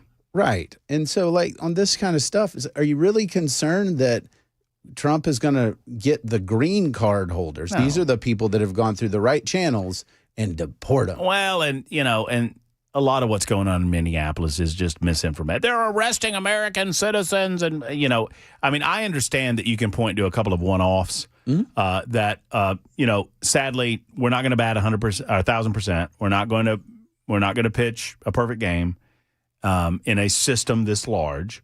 And if you have people that make genuine mistakes, you try to make those mistakes right.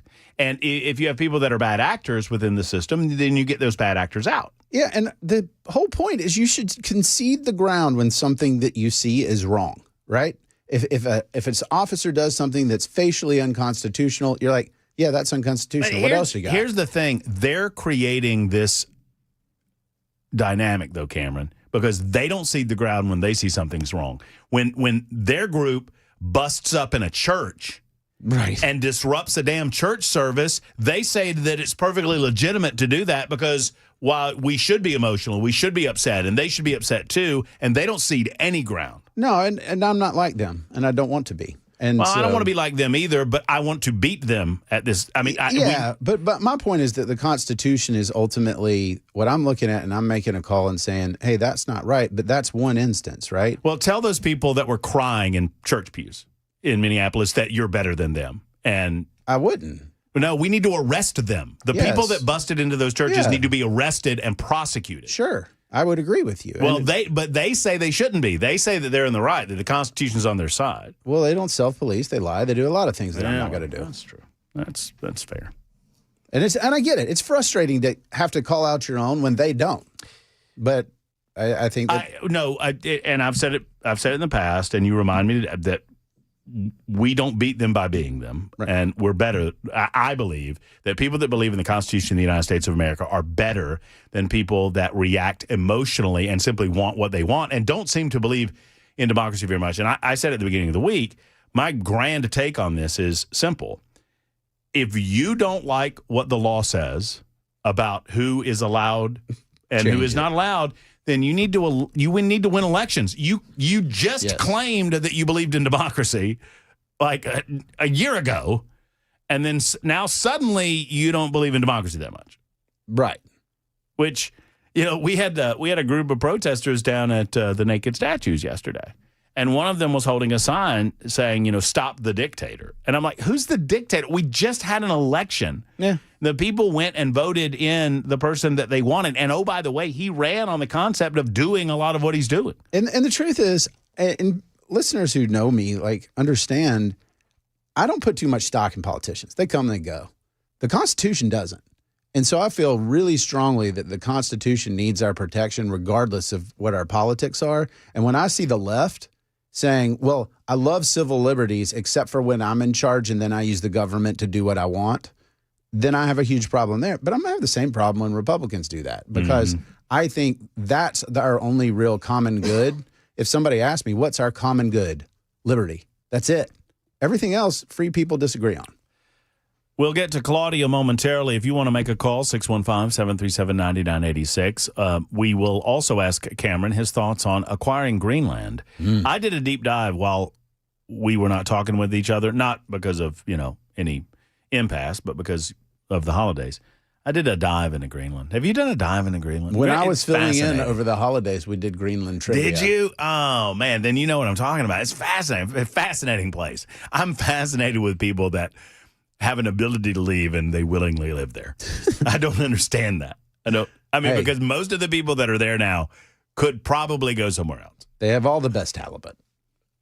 And that's all. Well, no. Did you do a dive into the eating habits over generations and how they consist their diet? It's Inuit for the most part, but their diet consists of such fatty foods because it's mostly like fatty fish, whale, and whatnot. Yep. That they have evolved to metabolize that food in a way that they don't get fat. Where if I didn't go that deep. So if you and I went to Greenland and just consisted of the diet that they eat, we would be like 400 pounds. But they're not 400 pounds, and it's not the weather; it's their bodies, it's their biology. I'm fascinated. It would probably be better if you did get fat because it's really cold. It's very cold there. It's 52 after the hour. That's what I'm going to tell people from now on, Ken. When they tell me that I'm fat, I'm going to say I'm not fat. I'm from Greenland. I'm Inuit. I'm sticking to big boned. Those bones, man, they get you. I'm Inuit, as in I'm Inuit fried chicken. 52 after the hour on Super Talk 99.7 WTN.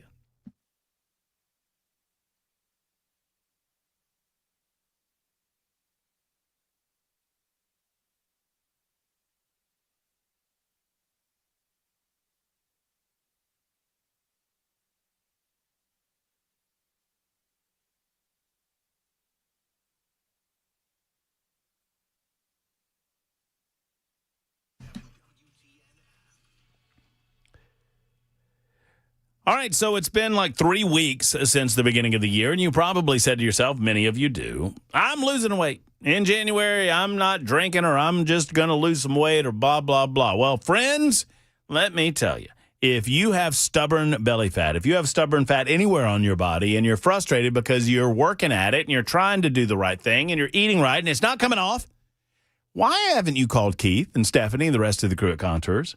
Contours works, and I know it because I did it, and I'm going back. Once I get this moved finished and unpacked and all of those things, I am headed back to Contours because I absolutely believe in it. The red light technology is the perfect solution to get rid of stubborn fat. It is non-invasive. It does not hurt one bit, and it works. Friends, the results are instantaneous. First visit, $99 visit, belly buster package, and you will lose over 2 inches on your midsection, or your treatment is free. I lost 2.67 inches around the middle of my body. Thank you to Contours LLC. ContoursLLC.com. That's ContoursLLC.com. Ask them about the Murph package. I mean, you can ask about the Dan Mandis facial package if you want, but you can also ask about the Murph. The Murph is available for you at Contours LLC. Contours LLC, schedule an appointment today, 615-236-9960, 236-9960.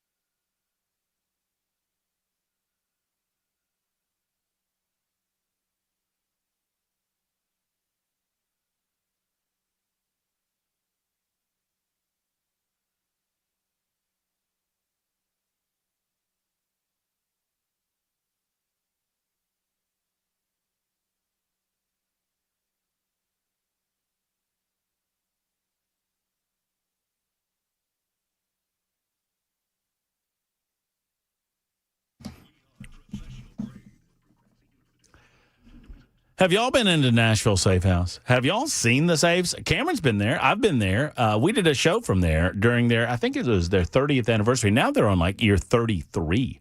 Believe it or not, I've been here that long. Episode 961 up and running. So Mark and his team at Nashville Safe House, they want to get you the right safe for you and your family. Now, one of the things that he advises everyone, if you walk through the door and you're looking around at safes, don't judge a safe by the number of guns you currently have. If it's a gun safe particularly, judge it by the number of guns that you're going to have, because I promise you, you're going to fill it, and then you are going to wish you had a bigger safe. So you want to give yourself a little wiggle room, in other words, and it's not that cost prohibitive to do so. They've got a safe, a size for every budget, for every fire rating, for every price point. I mean, they've got something for you. They have over 200 in stock on the showroom floor. They've got another 400 or so back in the warehouse. They've got biometrics. They've got vault doors.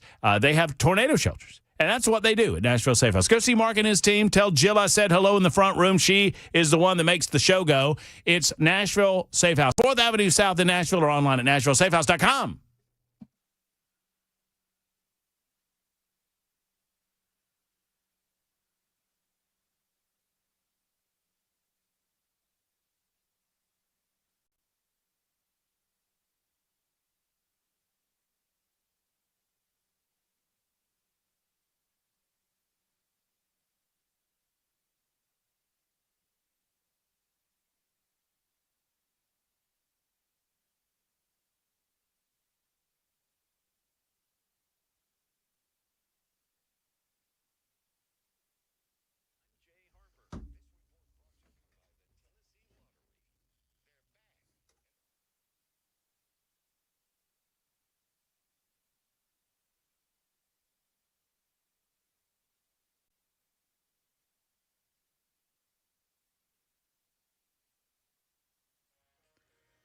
President Trump says there is a framework of a deal on Greenland. Convicted Epstein associate Ghislaine Maxwell is going to take part in a deposition before the House committee reviewing the government's handling of the Epstein investigation. There's also some news about the Clintons refusing to testify. All that and more coming up at 5 on Super Talk 99.7 WTN.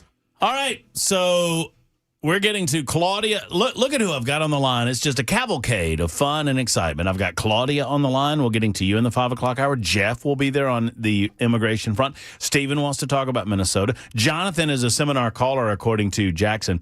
And then there's Mike in Old Hickory that's just hanging out on line 1. Hey, Mike, if you hold on until 6:58, I'll let you have the last minute and a half of the show.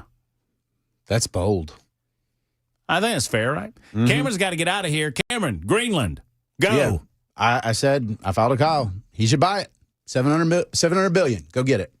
Okay. Well, what's another trillion amongst friends, right? Yeah. I mean, we'll get it back in rare earth. Hey, this is like a real estate deal. Let's It's a go. good investment. Let's get go. after it. I'm with you on it. There's Cameron Smith. We'll be back in a moment. Ken Weaver's newscast coming up right now. Super Talk 99.7 WTN.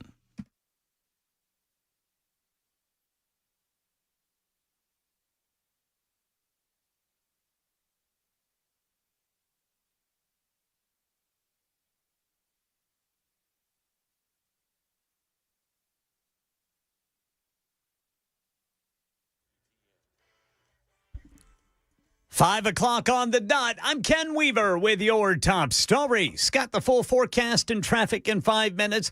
President Trump says he and NATO Secretary General Mark Rutte have formed a framework of a deal on Greenland, saying he will not impose the tariffs he had threatened on European nations. He didn't offer any other details as he left the World Economic Forum in Davos, Switzerland, other than to say it's great for everyone. Well, the deal is going to be put out pretty soon. We'll see. It's right now a little bit in progress, but pretty far along. It gets us everything we needed to get. Convicted Epstein associate Ghislaine Maxwell will take part in a virtual deposition before the House committee reviewing the government's handling of the Epstein investigation. Chairman James Comer says Maxwell set for February 9th, though her lawyer has indicated she'll invoke her Fifth Amendment rights. Comer says he's hoping she chooses to speak. Maxwell currently in federal prison, serving a 20-year sentence for helping Epstein abuse underage girls. And the House Oversight Committee voting to advance criminal contempt resolutions against Bill and Hillary Clinton after they failed to appear for depositions in the panel's Jeffrey Epstein probe. Several Democrats, including members of the Progressive Squad, joined Republicans in supporting the actions. Chairman Comer says the Clintons' refusal to comply with subpoenas, quote, cannot be ignored. The full House expected to consider the contempt measures in February. And here in Nashville, Metro Police say they've arrested a man accused of taking lewd photos of shoppers. Officers say 46-year-old Kevin T. Jackson was caught on security video crouching with his phone pointed upward at women inside a Home Goods and Target. Detectives later linked him to a similar case in Franklin involving a 12-year-old. Jackson posted bond shortly after turning himself in. And at the state capitol, both Republicans and Democrats rolling out new ideas on marijuana. One bill would let Tennesseans grow up to 15 plants at home as long as they're not sold or taken off the property. Another measure calls for a formal study on launching a medical marijuana program. Supporters say the shift in federal drug policy could help patients and even benefit people previously incarcerated for marijuana offenses. And the Federal Trade Commission now appealing a ruling in a major antitrust case against a big tech giant. ABC's Mike Dubusky has more. Last fall, U.S. District Court Judge James Boasberg said the government failed to prove that Meta, the parent company of Facebook and Instagram, runs an illegal monopoly in the market for social networking services. Now, the FTC is going to the U.S. Court of Appeals to request a review of that decision. The FTC had argued Meta degraded the consumer experience by buying up social media competitors, such as its billion-dollar acquisition of Instagram in 2012. Mike Dubusky, ABC News. That's the latest news, traffic, and weather next. I'm Ken Weaver, WTN News.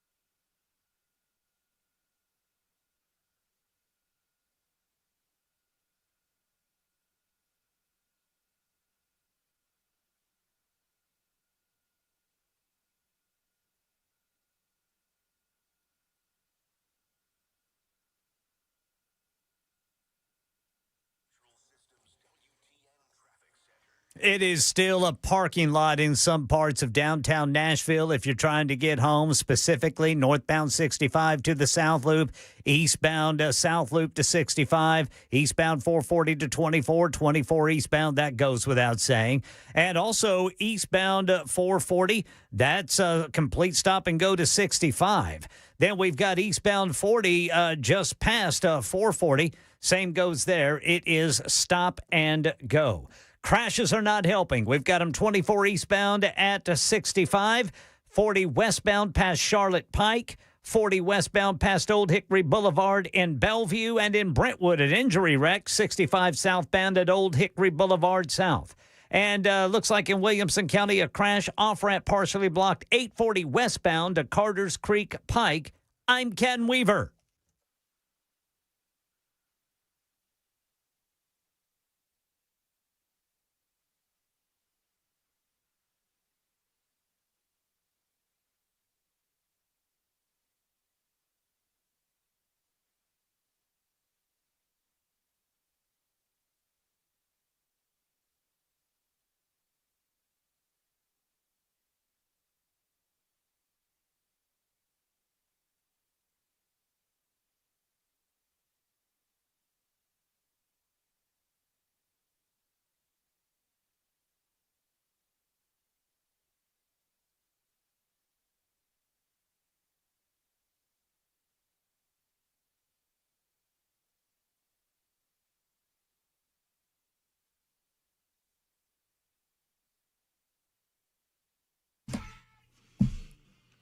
It is Super Talk 99.7 WTN. I just need it to get to 50 degrees within the next 10 days.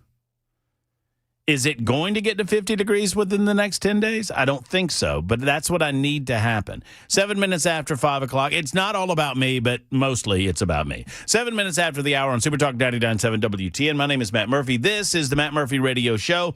Happy to have you involved on a Wednesday edition, Jan 21. It is episode 961, and it is day 366 of the Trump administration's second term as president of the United States of America. We like to remind you of the day the days that Trump has been in office because it freaks the liberals out so much. 615-737-9986. Been discussing immigration with our friend Cameron Smith. He's gone now, and we will continue to talk about said same with you on the Super Talk lines at 615-737-9986. Also, there are not a lot of details coming out of Davos regarding the deal that Donald Trump has said has been struck with regard to Greenland.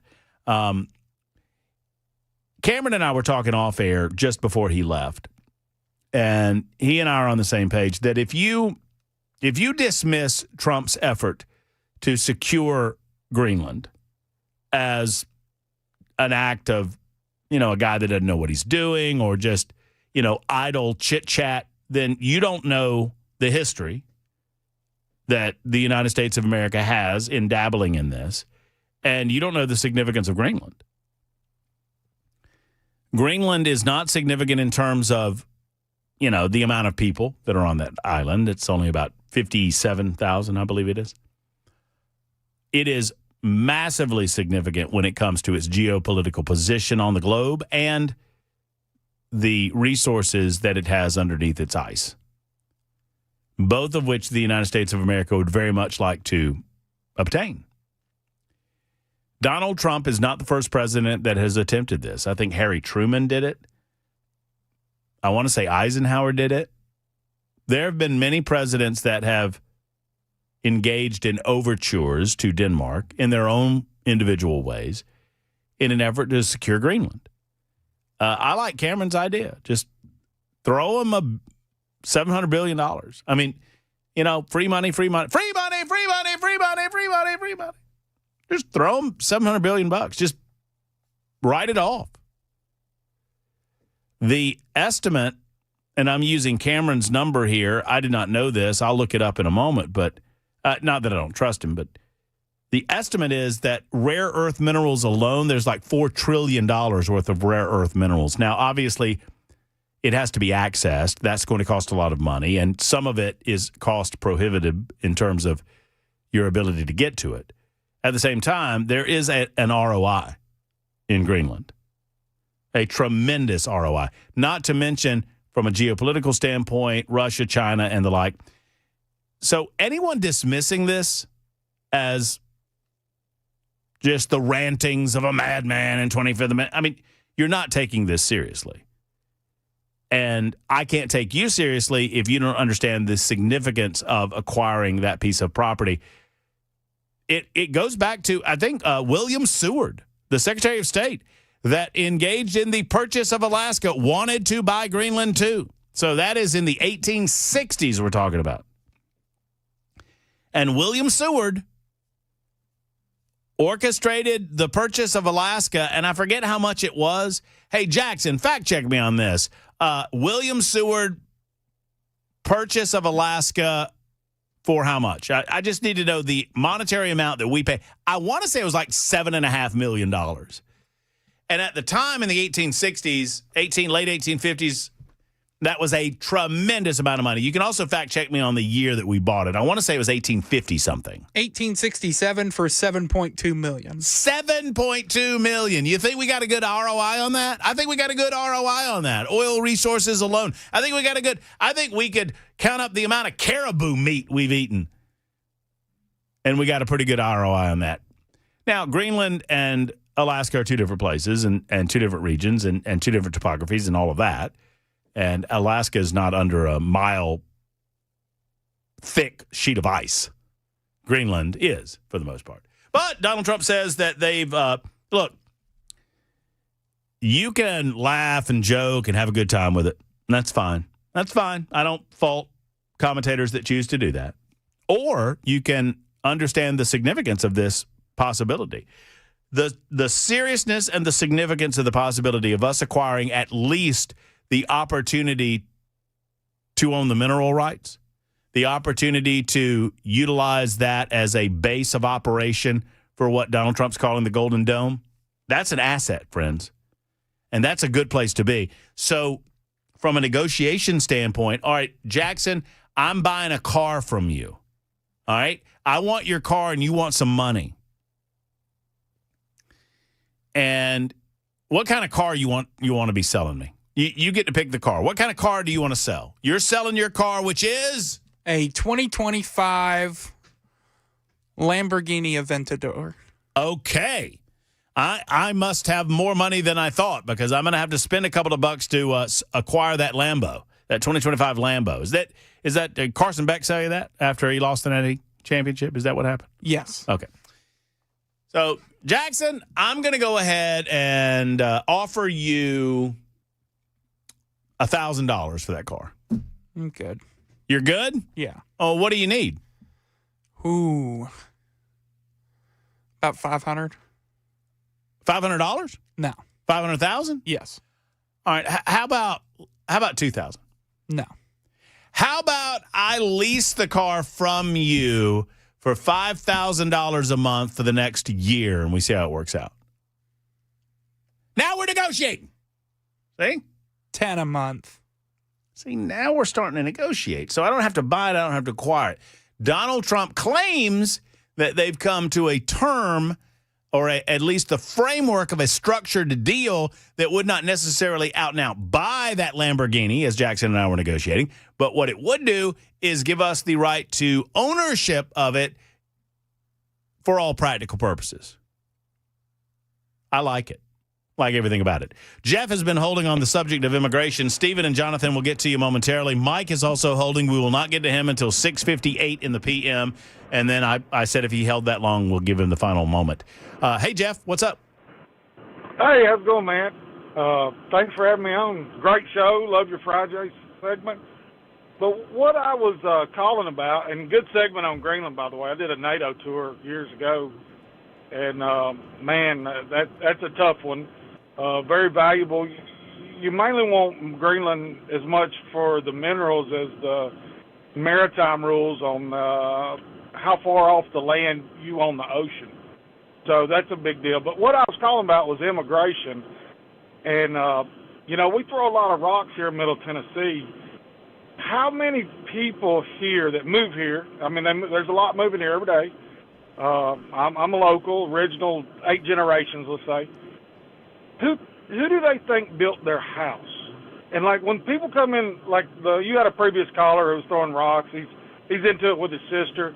I wish you would ask him, who do you think built your house, sir? We're all culpable. Like in Wilson County where I live, Mount Juliet has a ordinance that says we will not be a sanctuary city. But yet their number one industry is construction. And I don't know if you've ever been to a construction site since the mid-'90s. You know, I'd say your house was built by locals if it was pre-98, 97. But after that, it was most likely built by illegals. So we're, by all accounts, a sanctuary area because we employ, and it drives our labor costs down. So I'm all for immigration, but we're just as bad at it here as anywhere. Anybody that's booming in construction would know that. And so my plea is I know this is your platform, and I appreciate you letting me call in, is to just challenge the next guy who calls in complaining. Just say, who built your house? Do you know? What do you think? Do you think that illegals are you as close? Well, let me talk to you about it for a minute. So, and I understand where you're coming from completely. I can disagree. I mean, you probably have a lot of Chinese products in your house. I have. I know I do. Yeah. I know I do too. I mean, I would challenge, and I've done this in the past, Jeff. I challenge everyone to go home and start turning stuff over and see where it's made. And a great amount of product inside of your home is going to be made in China. China, does that mean that I don't get to complain about communism? No, not at all. Right? Do you understand my point? I do, but we got it right here at home. You know, we don't want to know how the sausage is made is what it sounds like to me from the people that move in and just can't fathom that we're just as bad as some other areas. Because this is where the construction's going on. Well, here's the thing. Guess who does that? And I have said when you break it down, and it's a longer monologue than I have time for now, and I wouldn't want to waste your time. But of course. Here's the deal. We all have ourselves to blame as to how we got into this situation. And the Republican Party allowed chambers of commerce to lead the way when it came to illegal immigration in their communities. You just hit the nail on the head. And they have to take responsibility for that too, just as much as the Democrats have to take responsibility for the fact that they want votes and they want voting blocks. So I've got one last point, if you'll let me make it. Yeah, go ahead. Go ahead. I think a lot of Americans in general, we don't understand the asylum rules either. It's constitutional for somebody to claim asylum. And so there's a lot of people here that are just waiting on their asylum dates. Yeah, but Jeff, I don't mean to interrupt you there, but you just can't walk in, claim asylum, and you get free pass. That's right. I'm with you 100%. Yeah, there's a process, and but it's and what I think we need to undo that. We need to. Well, it's not. I mean, it's in code. There's nothing in the Constitution about claiming asylum. That's right. Okay, laws. But it is a part of the law. That asylum law. Right. But the exploitation of the asylum law was insane during the Biden administration, and it was bad during Trump. It was a little bit worse than Obama, although Obama deported a lot of people. But yes, the individuals that were coming into the country learned to utilize the asylum loophole to their own advantage, and we need to close that loophole. There's no question about it. Now, as far as the amount of labor that we use in the United States of America, I would agree with you. That a significant or a decent amount of percentage of our labor is illegal alien labor. And I have called on a moratorium on all immigration into the United States of America, a clamp down of the border, legal and illegal, to get an assessment of the number of illegal people that are currently here. And that might necessarily create a labor shortage. It might not. Simultaneous to doing that, we have to create better structure to get people off of the welfare rolls, and able-bodied people need to go back, and we need to utilize those able-bodied American people in those labor roles. Well, they're not going to do that. Americans won't do those jobs. Well, let's find that out.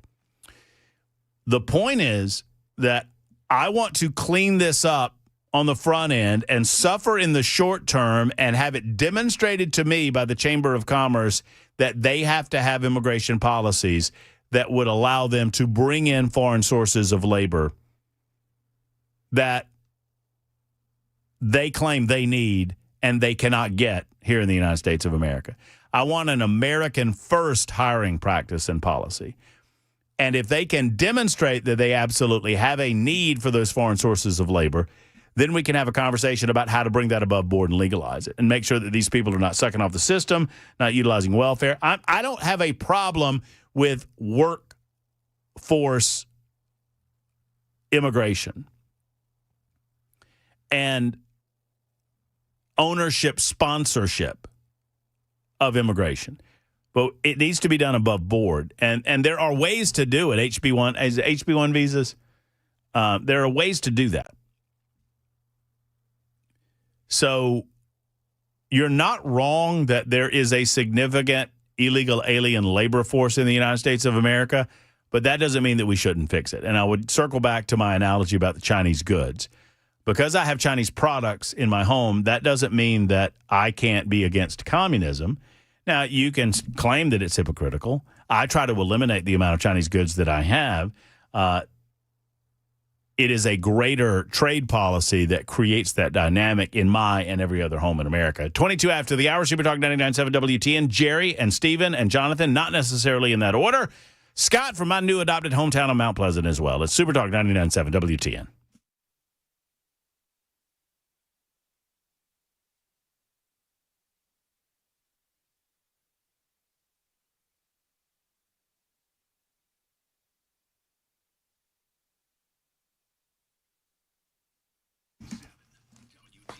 Somebody said Matt doesn't just have Chinese products in his home. He's got Chinese products in his body. My shoulder is not a Temu shoulder. That's fake news from the Chris Handa show.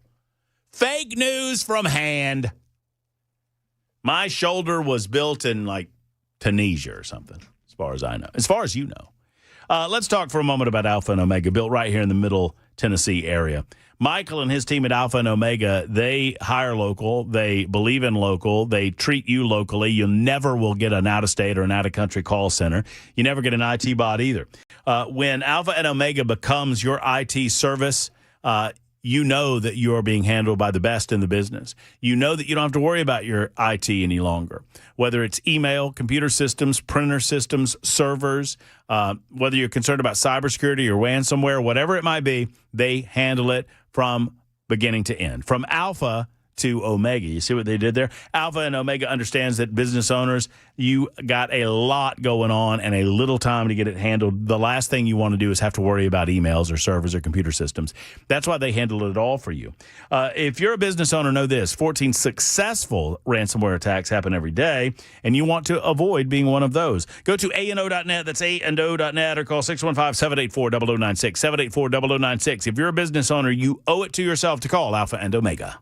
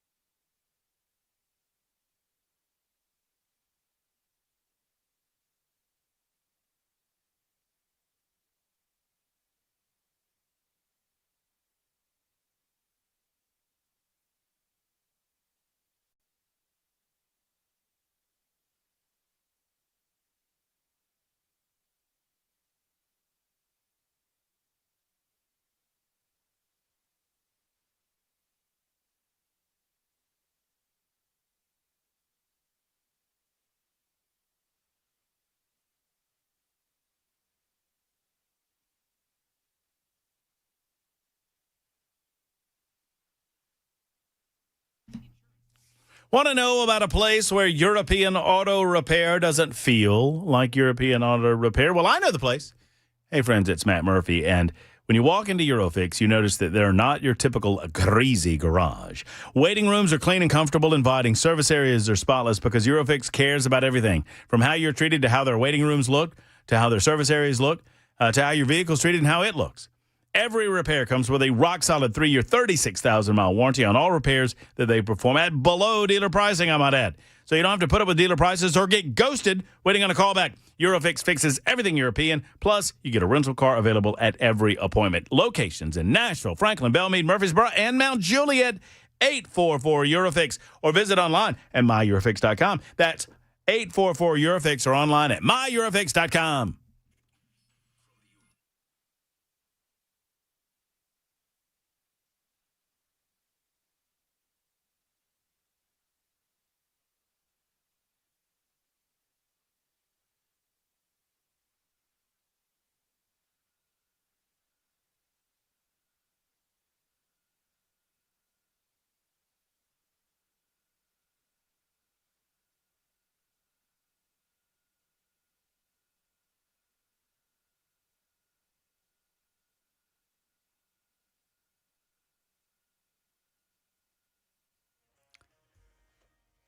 A nationwide warrant is now out for the mother of the Antioch High School shooter after investigators found some DNA. We'll tell you about it at 5:30 on Super Talk 99.7 WTN. Well, that's called a professional news tease, and I want to know more about it.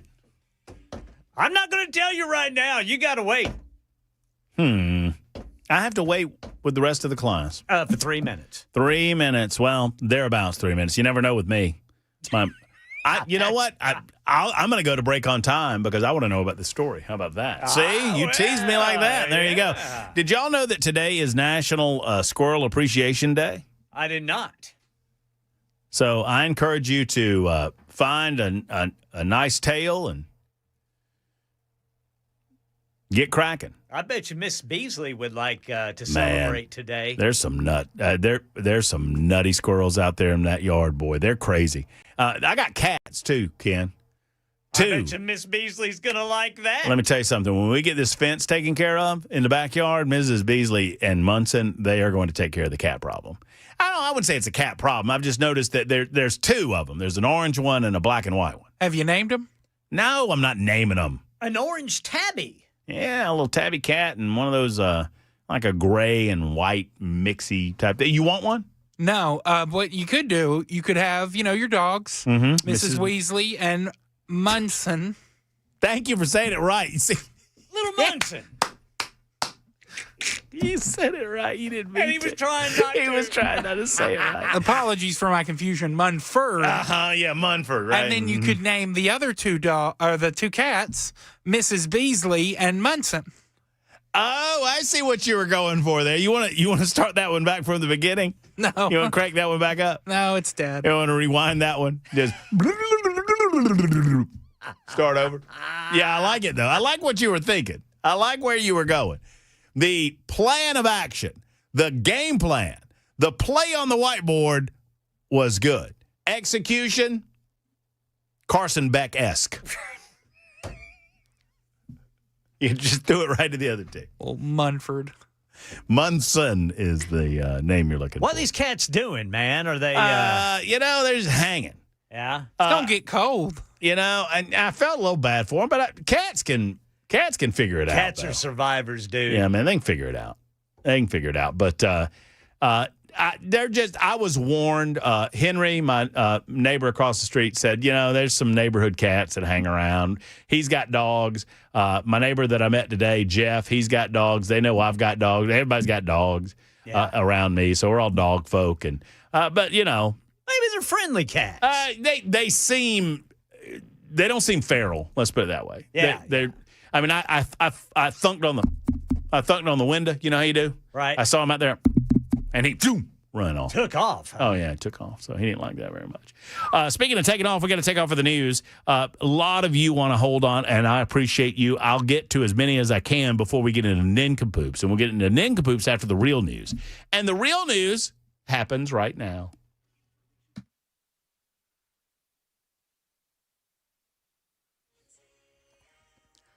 5:30 on the dot. I'm Ken Weaver with your top stories. Got the full forecast and traffic in 5 minutes. And Metro Police say DNA of the mother of the Antioch High School shooter was found on the gun that was used in the deadly shooting 1 year ago. Now, there's a nationwide search for her. There's an outstanding warrant for Crystal Thomas for unlawful gun possession by a convicted felon. The family moved out of state after the shooting a year ago, and law enforcement doesn't know where they are. Meanwhile, investigators now confirming that 17-year-old Solomon Henderson acted alone that day, entering the cafeteria at Antioch High School during lunch. He fired 10 rounds in just 17 seconds, killing 16-year-old Jocelyn Correa Escalante and grazing another student. Meanwhile, a hoax threat at Antioch High School triggered a full review by administrators and Metro Police today. Metro Public Schools says there's no ongoing threat, and security teams will continue working to keep the campus safe. President Trump easing up on his position on Greenland after a meeting in Davos, Switzerland today. ABC News White House correspondent Karen Travers. President Trump posting on social media that after meeting with NATO's Secretary General, he has a, quote, framework of a future deal on Greenland. He provided no details of what a deal would include, but said Vice President Vance and Secretary of State Rubio would lead negotiations on the U.S. Golden Dome missile defense system and Greenland. The president also saying he's backing off his threat of new tariffs on 8 NATO allies. Ghislaine Maxwell has agreed to appear before a congressional committee looking into how federal officials handled the Jeffrey Epstein case. But according to Fox News, she'll sit out for a virtual deposition, and her attorney says she'll likely plead the Fifth. It is scheduled for February 9th. And the House Oversight Committee today voted to hold Bill and Hillary Clinton in contempt of Congress for declining to testify about the Epstein case. 9 Democrats broke ranks with their party to vote with Republicans to hold the former president and first lady in contempt. Committee Chair James Comer speaking after the vote, saying the Clintons are not accused of anything. There are a lot of questions about the numerous visits that Epstein had to the White House when Clinton was president. There are numerous questions about the number of times that President Clinton flew the post-presidency on Epstein's plane. Final decision now moves to the full House next month. That's the latest news. Traffic and weather next. I'm Ken Weaver, WTN News.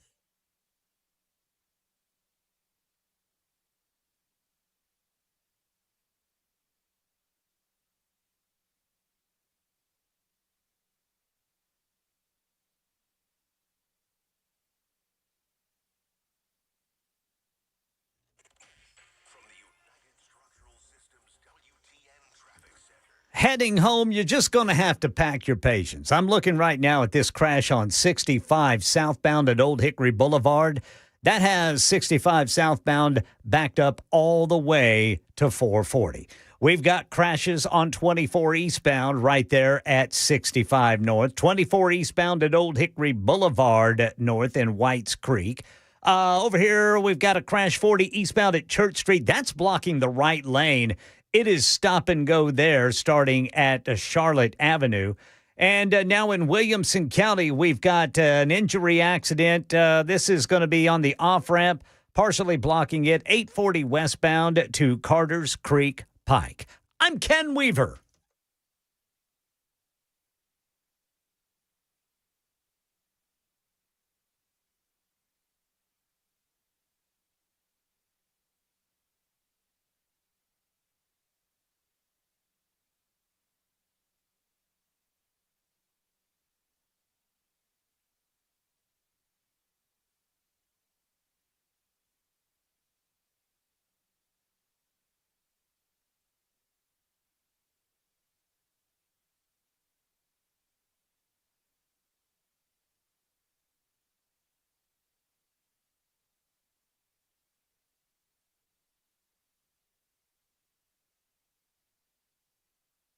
Hello, friends. It's Matt Murphy for Better Water LLC, now celebrating 55 years, 55 years of service to their community as a 2-generation family-owned business right here in Smyrna. They treat all of Middle Tennessee. These are the guys that treat the water at your favorite local coffee shop or your hospital of choice. Go to betterwater.com to learn more. But let me tell you, if you don't have better water in your home, I think you're doing it wrong. There's sulfur, iron, chlorine, bacteria, everything in your water. They have a full range of water treatment equipment and options from reverse osmosis, water softeners, specialized filters, UV lights. They're coming out to the Murphy compound, Murph-a-Lago in Mount Pleasant, and we're going to get a whole home system installed. Thank you to Better Water and Better Water LLC. Friends, they've got great workers, great employees. They're a fine company founded in March of 1971, and I love telling you about Better Water and Better Water LLC. Go to betterwater.com. That's betterwater.com, or call 615-355-6063, 355-6063 for better water.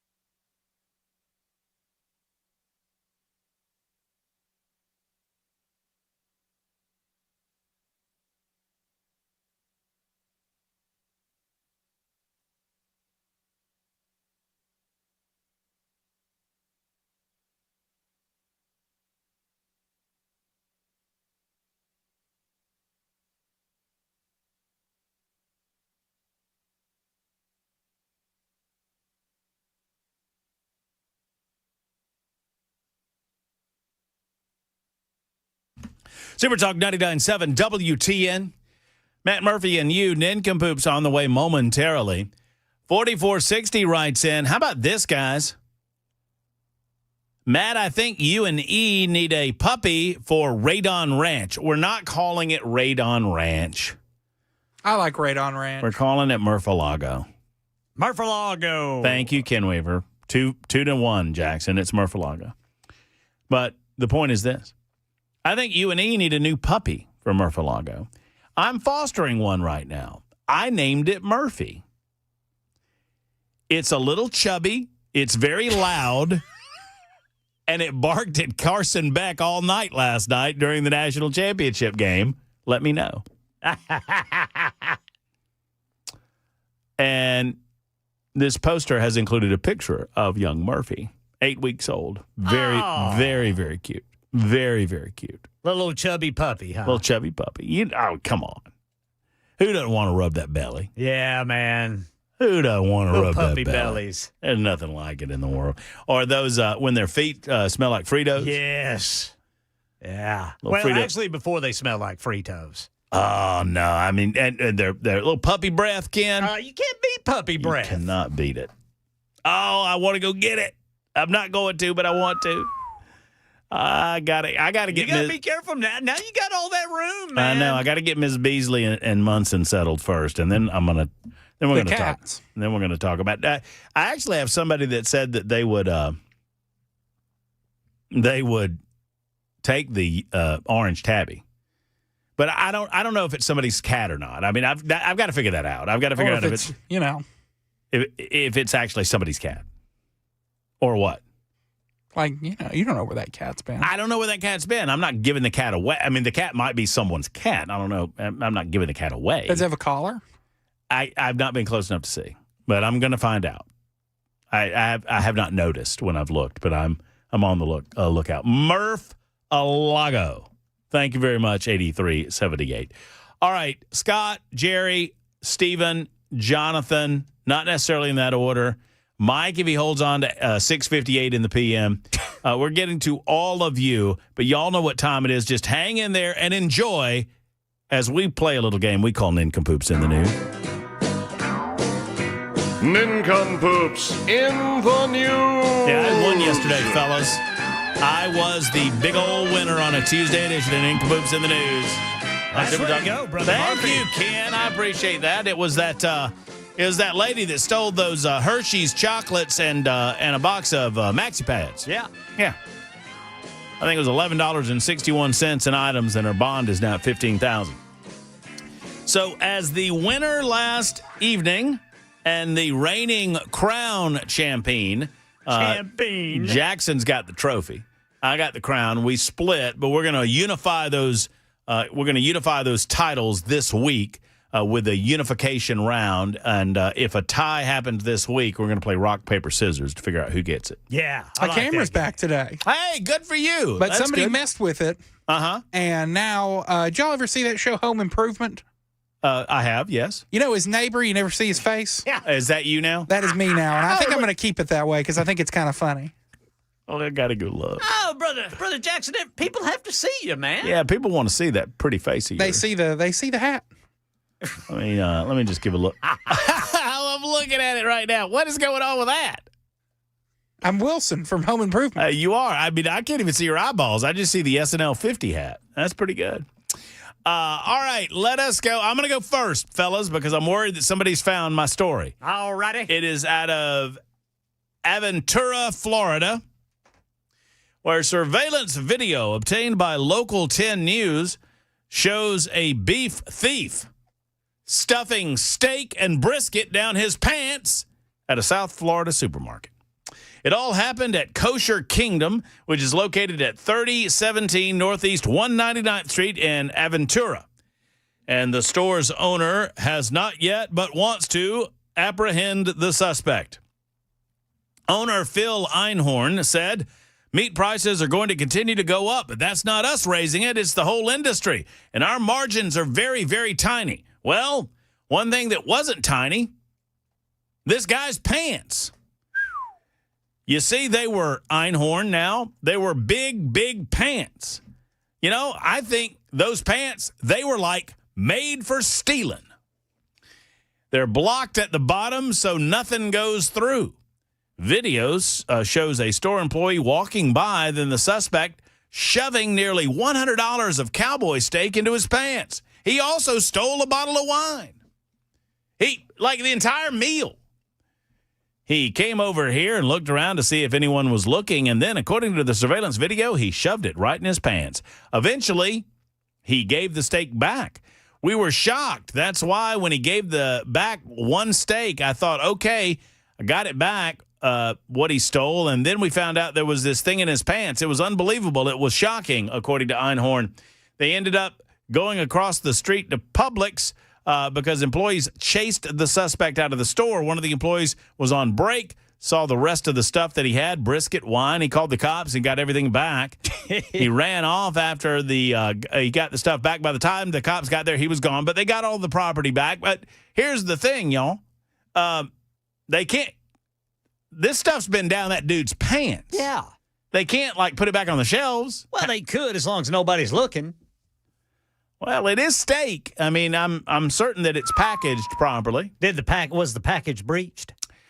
According to this story, I do not know, Ken. I don't know if it was breached or not. But Einhorn wants everyone to know that we want to let people know that you can't just come in here and steal. No, sir. It's not right. No. We're a family business. Yes, sir. We're trying to make it.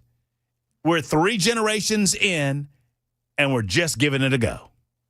That's Mr. Einhorn with this local grocery store. And the gentleman that was shoving large meat items down his britches, yeah, he's a nincompoop. Yes, sir. Jackson? Yo. It occurs to me that Bell K is headless, and you're just head. So, you put you two together, and you make a whole human. One person. Uh-huh. Uh-huh. You ready for me to do my nincompoop? I am. I'm ready. Brother Weaver, you want to go next? I'll go whenever you boys want me to. Brother Weaver, you go ahead. All right.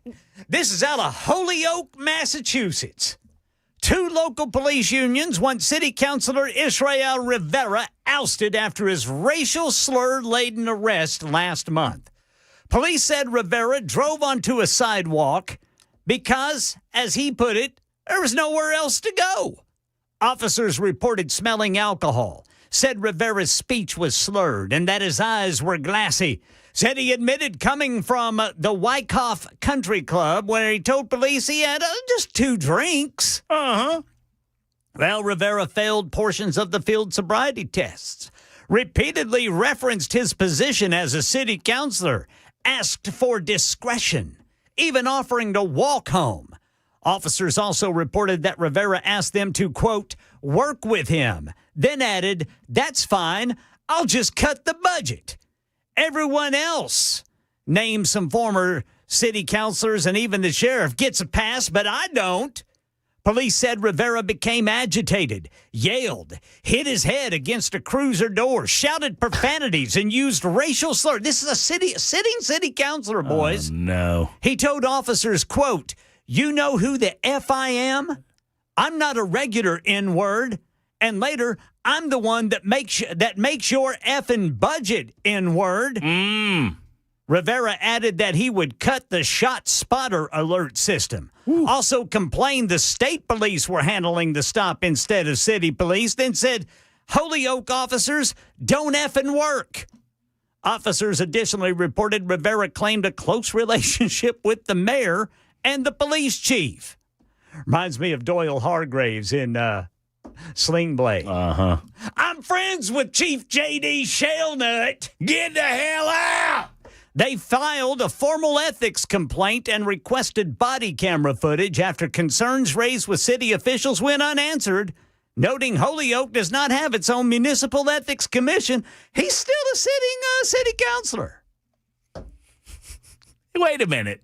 He's going to sit on the council dais after all of this? He's just going to sit there and act like nothing happened? Yeah, city officials say they have no mechanism for removal. Well, who's the nincompoop? I think the whole gang of them are nincompoops. It might be the entire city council. Good gracious. But it's definitely City Councilman Israel Rivera.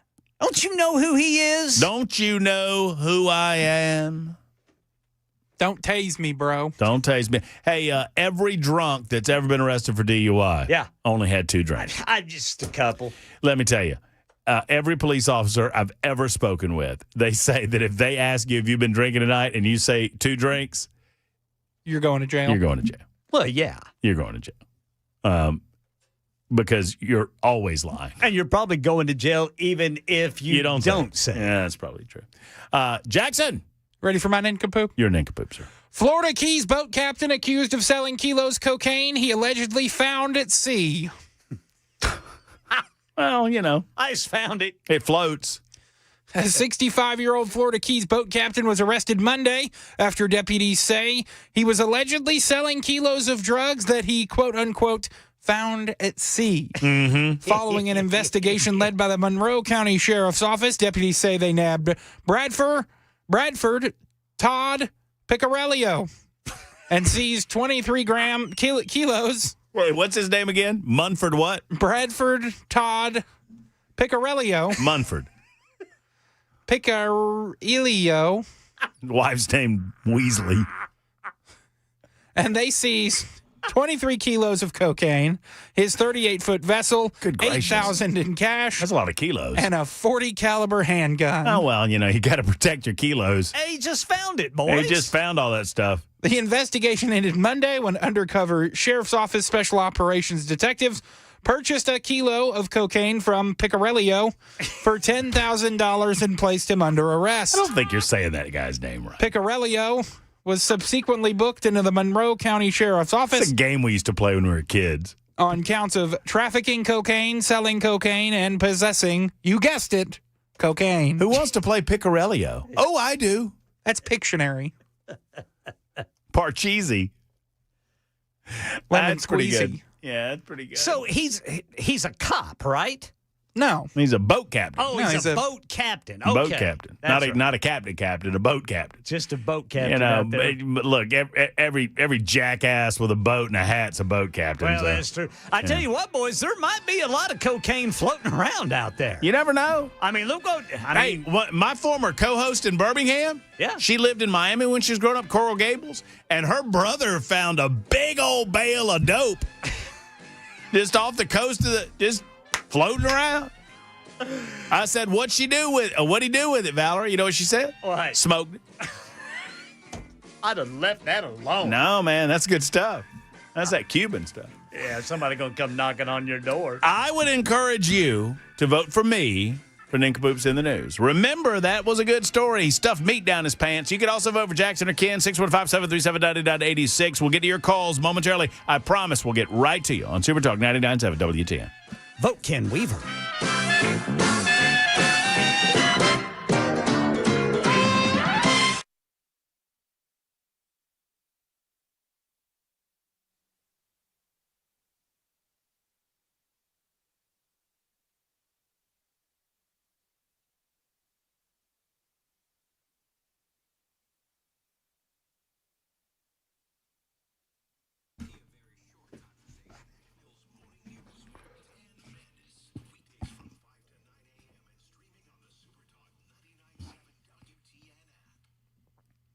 At Grace Point Healthcare, there are no long wait times. They don't believe in long wait times. They want to be your primary care provider that treats the entire family from newborns to seniors.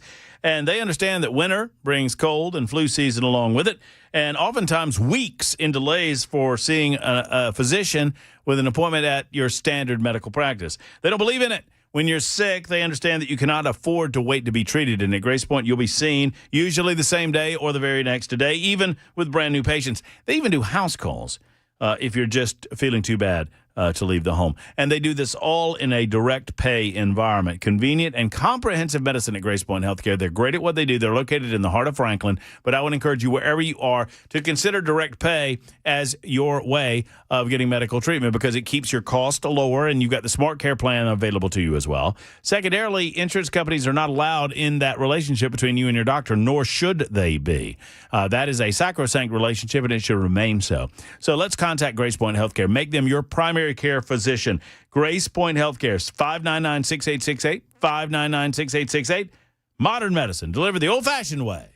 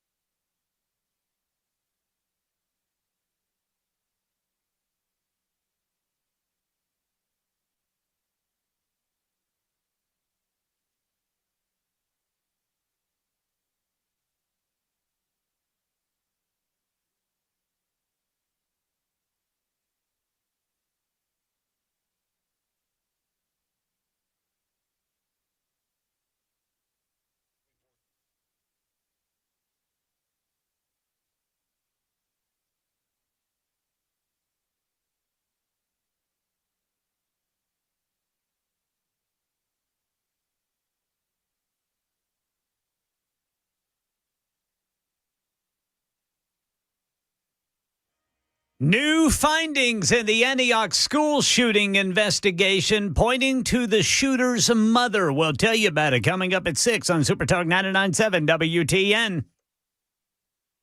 You are. Super Talk 99.7 WTN. Hey, Mike, you got an hour to go. Mike's got an hour to go. He gets a minute. Let's see if that. And I'm being accused of crawdadding, crawfishing. What's that? It's apparently backing up on this issue of no Mike until February the 2nd. Because I said if he held until 6:58, he could have the last minute of the show. I'm gonna just guess what's gonna happen. I'm crawdadding. I think they said crawfishing. We used to call it crawdad. Well, that's because they go backwards. That's exactly right. You back it up. Back it up. What's that, Jackson? He's gonna call you a communist. Okay. All right. Well, he's gonna have to wait an hour to do it. And if he hangs up, the deal is off. I'd like to eat a whole bunch of crawdads. I never care. It's too much work, man. I don't think anybody likes crawdads. I think they just do it because everybody goes, ooh, you eat crawdads. Well, you never get full on them, man. I mean, you can eat a big old mess of them. You don't, just, you suck the head there, Ken? Yes, sir. I don't waste a bit of it. Oklahoma folk. Oklahoma.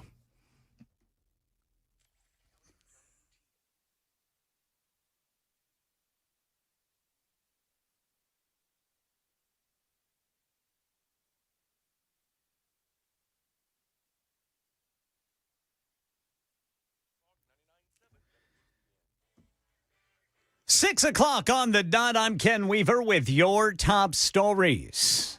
Got the full forecast and traffic coming up in 5 minutes. And right now in Nashville, new findings in the Antioch school shooting investigation point to the shooter's mother, who's now wanted on a felony gun charge. Detectives say 40-year-old Krista Thomas is wanted for unlawful gun possession as a convicted felon. Her son, 17-year-old Solomon Henderson, killed one student, 16-year-old Jocelyn Correa Escalante, and wounded another before taking his own life. Well, police now confirm Henderson acted alone and was heavily influenced by extremist and hate-based online content. As for his mother, police say the family had moved out of their home after the shooting a year ago, and they don't know where they are. Crystal Thomas's name's been entered into the FBI's National Crime Information Center computer system. President Trump seeming to ease up on his position on Greenland after a meeting in Davos. The president posting on social media there was a framework of a deal on Greenland's future. Here's Patrick Reevell. We don't know any of the details of this framework. President Trump in that post did mention the Golden Dome, which is the missile defense shield that he is trying to develop for the U.S. So perhaps it's somehow linked to some kind of deployment construction on Greenland. And the president has said it has something to do with national security. Also, he said minerals. He says it's good for everybody. And he says the details will be put out in the coming days. The House Oversight Committee today voting to hold Bill and Hillary Clinton in contempt of Congress for declining to testify about the Epstein case. 9 Democrats broke rank with their party to vote with Republicans to hold the former president and first lady in contempt. After the vote, committee chair James Comer was asked if Attorney General Pam Bondi could face contempt of Congress for failing to meet deadlines in releasing the Justice Department's Epstein files. My understanding, the Attorney General is going to turn over all the documents once they're redacted. Now, we have seen the Attorney General comply with our subpoena. They have turned over documents. Metro Council here in Nashville approving several major equipment upgrades for police using part of a $15 million state public safety grant. The funding includes money for an armored vehicle, a mobile command post, a tactical support post, but council members voted down the proposal to replace 15 security cameras downtown. Apparently, they sided with residents who are worried about surveillance and potential misuse. And Metro Police have arrested 2 women following a prostitution investigation at a South Nashville spa. Detectives say an undercover officer was offered sex and a massage for $300 at the 66 spa on Nolensville Pike. Officers later searched the business and the home of the suspected operator. Both women, 50-year-old Lynn Chen and 59-year-old Jing Chen, faced charges including prostitution and promoting prostitution. That's the latest news. Traffic and weather next. I'm Ken Weaver, WTN News.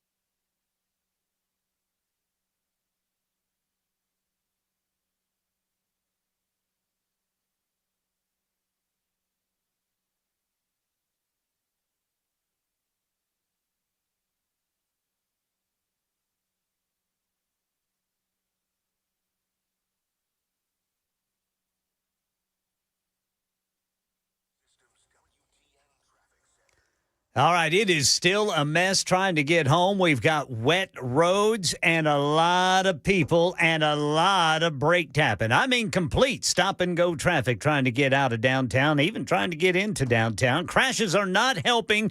Got one over by the airport, 40 eastbound before Briley Parkway. In Madison, the center lane is blocked, 65 northbound at Old Hickory Boulevard. Over here on the South Loop downtown, southbound 65 right there at I-40. That is blocked by a crash. Talbot's Corner, a crash on the right shoulder, 24 eastbound at the northern split. And then we've got White's Creek, a crash, 24 eastbound at Old Hickory Boulevard North. I'm Ken Weaver.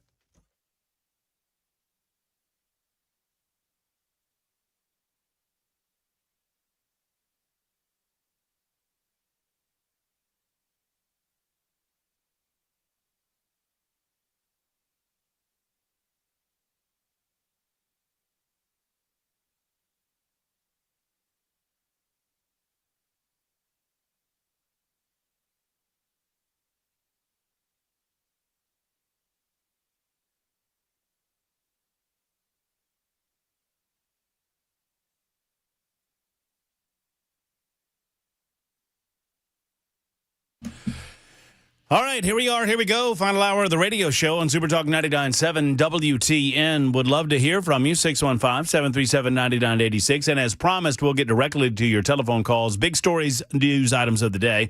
One, I mean, most importantly, is the weather situation in Middle Tennessee. Obviously, it is going to get snowy.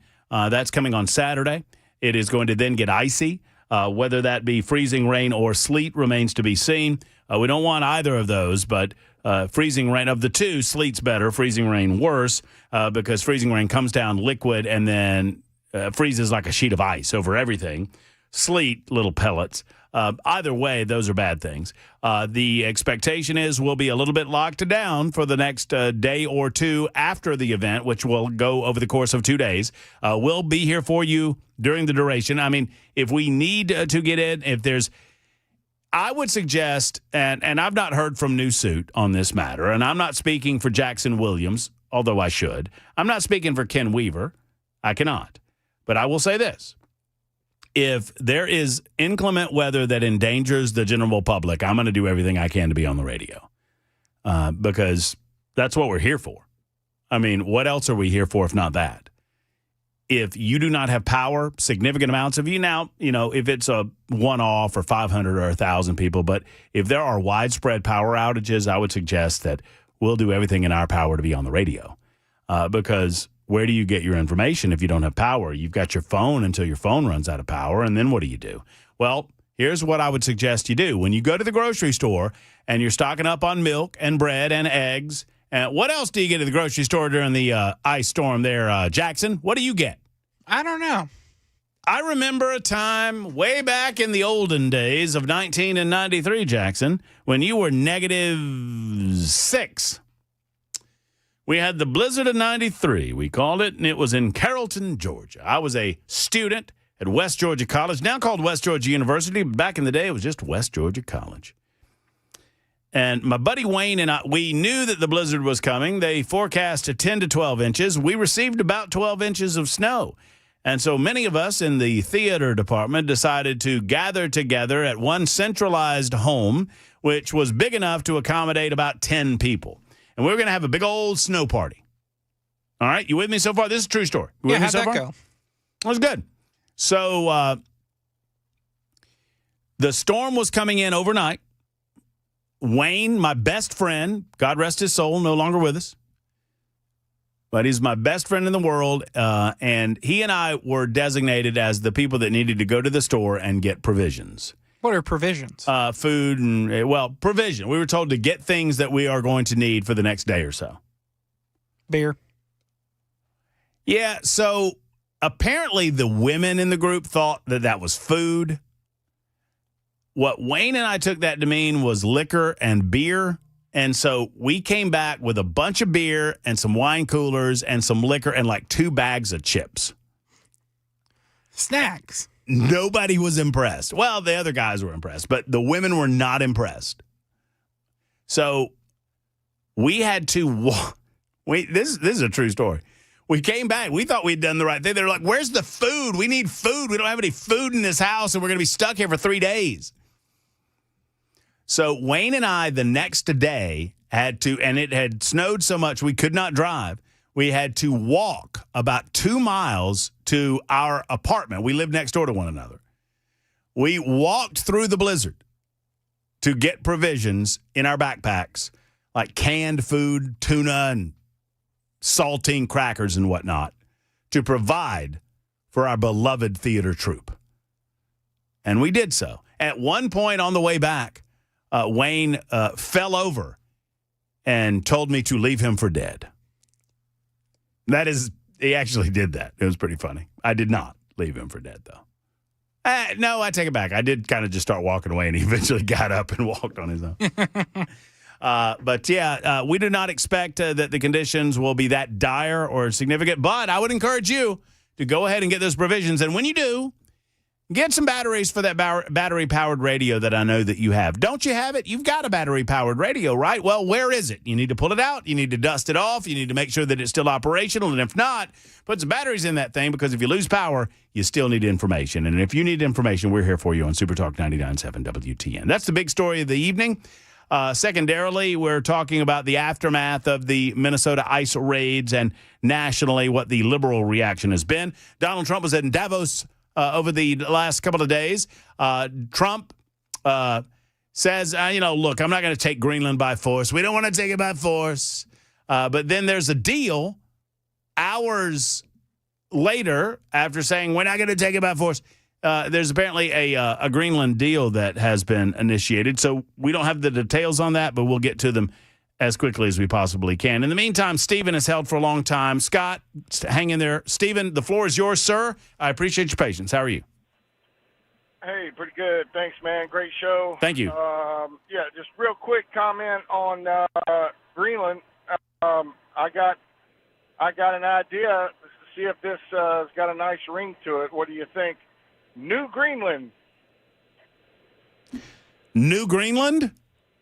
New Greenland. I mean, it's a sales pitch, right? Like, we're going to invest. We're going to go up there. We're going to put a McDonald's and a Walmart, some Sam sites, get some submarines out on the coastline there. Mm-hmm. We're going to have to change the name, Matt. We are going to have to change the name to New Greenland. Kind of like New York or New Hampshire, Right, New Mexico. exactly. I get it. New Greenland. Exactly. Let's do it. All right. So, I don't know. Look, Minnesota, a lot of stuff's bouncing around in my head. I mean, we all know what's going on up there with all the fraud and all the government's messed up and everything else, but I want to focus on what I've been recognizing and the things that take place during certain points in time that are happening that are influencing the majority of the middle group of our voters in our country. They're almost like Minnesota's been like a evil henchman that's been influencing the swing state people and all those people that are in the middle, to bounce back and forth and we're losing votes because of that. So that's my primary worry about all this. We're getting close to the midterms and all this, but it happens again. The George Floyd incident in Minnesota, the kid that was running down the street with the rifle that was shooting people, the 18-year-old security asset or whatever, now this. You're talking about Kyle Rittenhouse? Yeah, Yeah. Wasn't that Minnesota too? That was Wisconsin. So I all think. these major, I'm pretty sure. Yeah, that was Wisconsin. Yeah. Oh, it was Wisconsin. Okay, I'm sorry.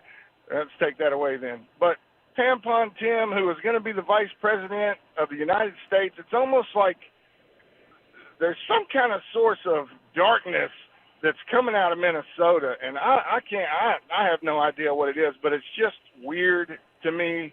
Yeah, it is a little bit odd. It's a little bit odd that has been the epicenter of so many of the issues that have gone on. I mean, I would agree with you. Yeah. Can we send a busload of priests up there to just exercise the whole freaking state? I mean, what do we got to do, Matt? Can we Can we get something done to get rid of this evil in the name of Jesus? You know? The power of Christ compels you. The power of Christ compels you. Minnesota. Yeah. Yeah. I mean, Jesus. I mean, come on. But, you know, and all this Somali stuff we're seeing, this kid, this influencer, the YouTube kid that's uncovered this Somali stuff going on. And I mean, come on, man. We got to really get some headlights. Yeah, they're goofy up there, and they've just allowed rampant fraud and abuse of the system, and maybe that's attracted the wrong type of people, and so you know, it kind of builds upon itself. And Stephen, it's a great call. It's a great point that you make, that if you allow these individuals to come into your community legally or illegally, and then they start their voting, and then they vote in individuals into powerful positions in places of government that allow for you to steal out of the largesse of government, to steal from the people, the taxpaying citizens of the state of Minnesota. So, I mean, that then begins to build on itself, because as you steal more, you gain more power and influence, and you have more power and influence to give campaign contributions and whatnot, donations to the wrong type of people. And suddenly you've got Elian Omar, who represents a region of that country without loving the United States of America, or really liking the United States of America very much. Scott is next up. Scott, thank you for your patience, and a good afternoon, sir. Hey, how you doing? Good. So what's the deal about Mount Pleasant? That's where I'm from. That's where I live. That's where I grew up. And are you a resident now? I am. Yes, sir. Well, welcome to Mount Pleasant. Well, thank you. Or Mount Misery, however you want to call it. I'm retired military. I did 26 years. I've done Iraq, Afghanistan, I've done Border Patrol. And my issue with immigration is I have no problem with anybody coming to our country as long as they do it the right way. But the one issue that I do have and I do not understand, and I'm sure you've seen this in Mount Pleasant since you live there now, Columbia, and it's in every town, is when you go into a Subway, you go into a convenience store or a hotel, they're owned by these people that are from India, Pakistan, and all that. I don't understand how that has happened, because you don't have no more mom and pop stores now where the American people, the tax dollar people, pay their taxes and do the right thing to live the American dream when you have people from other countries that do. I just don't understand that. And I will hang up and listen to see what you say. Thank you. Well, thank you, Scott, and I hope to see you at Lightning's Barbershop sometime down the road. If you still go, get a little haircut from time to time. That's my new adopted barbershop. I used to go over to a shop in Mount Juliet, and I mean, I can't go to the man cave anymore, too far, so I got to find a new place. So we'll see you down there. We'll, tell tales around the watering hole or whatnot. A lot of those folks, so, this is the story that I've been told, is that individuals that come from certain regions of the world, they come over and they're able to get low or no interest loans to secure things like convenience stores or what were traditionally mom and pop style businesses. And those loans are interest free for only a certain period of time until they establish themselves. And then what they do is they roll it over into someone else's name. And so that they continue they delay the repayment or any interest payment on the loan based on the rollovers. I'm not saying this as articulately as I would like, but the basic premise is they're taking advantage of the system that tries to allow for low interest or no interest borrowing of money, particularly for those who come from other parts of the world. And because they've been able to take advantage of some of those loopholes, they're able to secure property that you and I cannot. That's the easiest way that I can tell you what's going on. And before they have to pay money back or before they have to pay interest on it back, they roll it over into someone else's name. Now, many people who own these businesses are incredible, hardworking people that love the United States of America. Let's not suggest that many of them aren't. But they are getting a leg up on American citizens in the way that they are treated when they apply for different loan programs that are eligible to them but not eligible to us. So I'm not attacking the individual. I'm attacking the system. I'm not attacking the person. I love the idea that people come to this country and want to assimilate into this country and want to be a part of this country. And I know so many of those people that do. This is not an anti-immigrant comment. I'm just trying to answer the man's question when it comes to why and how all of this happens. That it is made available to them in a way that it is not made available to natural-born citizens. Now, do they work hard? Hell yeah, they work hard. Many of them do. But they also utilize entire families, and in that family structure, they're also able to, take advantage of the fact that they've got family members that are working, and they pool that money together, and so obviously it's going to cost them a little less money. I hope that answers your question, and I appreciate your telephone call, and thank you for the kind words about my move to Mount Pleasant. Should be a lot of fun. It's 21 after the hour. More calls on the way on Super Talk 99.7 WTN.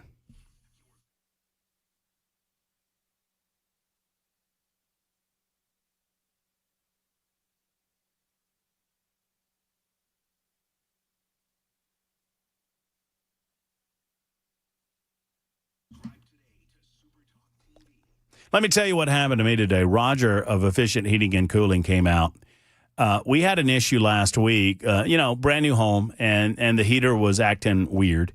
And there were several circumstances. I won't go into the particulars of the circumstances, but here's the deal. Roger came out and recognized he got the system back up and running, but he said there's something else going on here, and I need to analyze it. I need to figure it out, and I'm going to come back. And he did. He came back today, and he got our upper heat in the upper level or the main level of the home up and running just in the nick of time. And he stayed around extra time. And this is so good of Efficient Heating and Cooling and Jeff Eddy's company. And they do this for everyone, not just for me, not because I'm on the radio, but because I'm a customer of theirs. He stayed around extra time, and Roger said, listen, he said, I just want to make sure that this is going to work in the long term. It is cold outside, and the snow and the ice is coming, and the last thing you need is a system that's not operational. So we're going to make sure that this works. Stayed extra time just to watch it, to observe it, to make sure that everything was running as it should. This is the way that it ought to be, friends. Efficient Heating and Cooling, they are neighbors of yours. They're a local company. They believe in doing things the right way, and they will fix it right, or they will get out and they will make it right. And I love that about them. Thank you for Roger and the rest of the team, Kelly back at home base, and Efficient Heating and Cooling. I encourage you to give them a call. Make them your first call when something goes wrong with your system. 615-784-4424, 784-4424, or efficienthvac.net.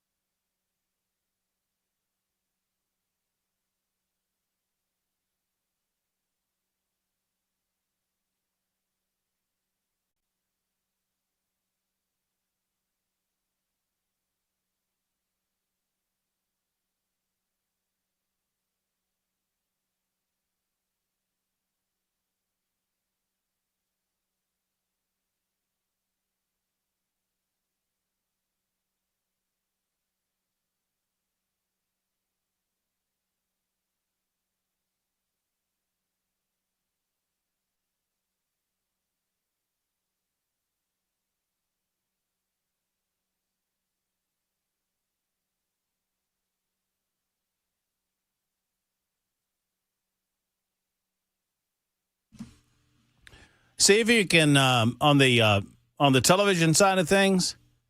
Y'all get the title, the show title reference. That's a pretty good pull by you, Jackson. You're too young to remember that. You ever watch that film? You know what we should do? We should start a thing where on Fridays I'll recommend a movie to you've never seen, and you'll recommend one to me that I've never seen, and then we watch the movies over the weekend and then review them on Mondays. Isn't that a good idea? Yeah, it would be really fun until one of us inevitably wouldn't watch a movie, a classic. Oh, come on. Like Bad Santa, and it would kill the bit. I mean, how in the world? I mean, no, we'd have to watch the movie. That's a part of the bit. It is, unfortunately. The way your headphones are hitting your hair, it looks like part of your hair is coming out. It looks like you've been scalped. There you go. That looks better. 615-737-9986, 615-737-9986 if you'd like to be a part of the show. It is Snowpacalypse now. Let's see if we can continue the snow-themed titles on the television side of things for the rest of the week. We got 2 days to go. 615-737-9986. That's the super text line as well. You can find us always on the good old radio 99.7 FM, and I encourage you once again to get those batteries in your radio. We'll be here if you need us. And then, of course, we're on a variety of apps and platforms such as YouTube, Facebook, Twitter, Twitch, and Rumble. That's the television side of things, YouTube, Facebook, Twitter, Twitch, and Rumble. A great conversation going on there. Folks are offering their opinions about crawdads. You eat mud bugs? Did you answer that question? No. Would you? No. Like if I give you, they always stank to me. And somebody, there's a debate going on in the super text line or on the chat feature on the YouTube chat about whether shrimp or crawfish are better. And I just don't see this debate. I don't even see the argument.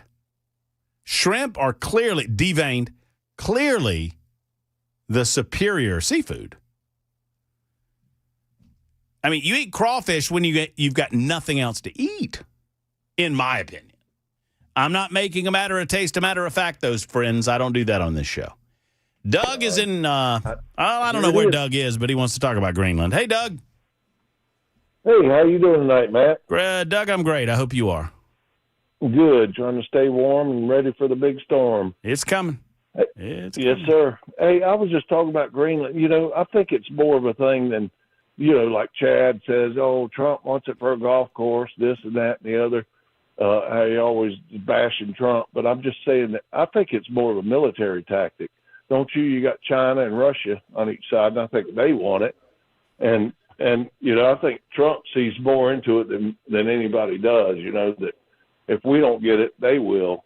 Well, presidents past, and not just Donald Trump, but many other presidents in our past have recognized the geopolitical importance of Greenland and have recognized, as we move forward, we recognize more and more the economic importance of Greenland. We need to lessen our dependence on the rare earth minerals that make so many of the products that we have come to depend on in the United States of America. We depend on China for those rare earth minerals. I want to say that it's 70% of our rare earth minerals still come from China in the United States of America, and they're willing to sell. They're willing to sell us those rare earth minerals right now because that's how they make their money. But if our economic war with China escalated into something different, they could cut us off. I mean, we depend way too much on medical, and we depend way too much on rare earth for the Chinese. We depend on the Chinese way too much. So I think it's an economic strategy. I also think it's a geopolitical strategy, and I think it's one that many, many presidents in the past have considered to be of great importance to the United States of America. They just weren't willing to pull the trigger on it. And Donald Trump understands this, and I'll finish up and let you talk here, Doug. Donald Trump understands that if you ask for $1 million, if you want something and that person is maybe considering selling it, maybe not, if you offer big or if you expect big out of them and you come back to the middle or even less than the middle, then you're still winning if you get what you want. Does that make sense to you? Well, it does in a way, yeah. But don't you think it has some military value as far as positions? Yes. Like everybody's always looking at. I got a standpoint here from a nuclear if we had to fire them off, I'm right here by them and they're right here by us. And I just think it's more, in a way, not more of, but in a big aspect of a military standpoint, hey, if I don't get it, they will, That's the strange thing. And the Chinese aspect of that might be a little more long term in terms of actually acquiring the property, but certainly positioning ourselves on the property and creating and aiding the Golden Dome in that regard, and then and simply having the ability to position. I mean, frankly, to position nuclear warheads in that region of the world to combat the aggressive nature of the Chinese and even the Russians. Before they get a foothold over there, that's very, very important. I would agree with you. Yes, and I agree with you, too. And I appreciate your time, Matt, and thanks for your insight on everything. Well, of course, Doug. Thank you for the call, and thank you for waiting. I appreciate you very much. 615-737-9986. Jackson, do you know how to do you have access to the chat over there, right? Do you know how to do a poll on the chat? I do not, unfortunately. I need to learn that.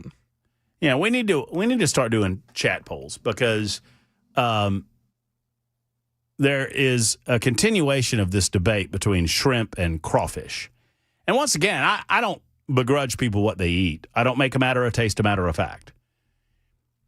You know how some people are like, oh, so-and-so's nasty or so-and-so's gross. And I just don't. I mean, you eat what you want to eat. I'll eat what I want to eat, and I'll tell you why I think it's better. But I've just never been a crawdad fan.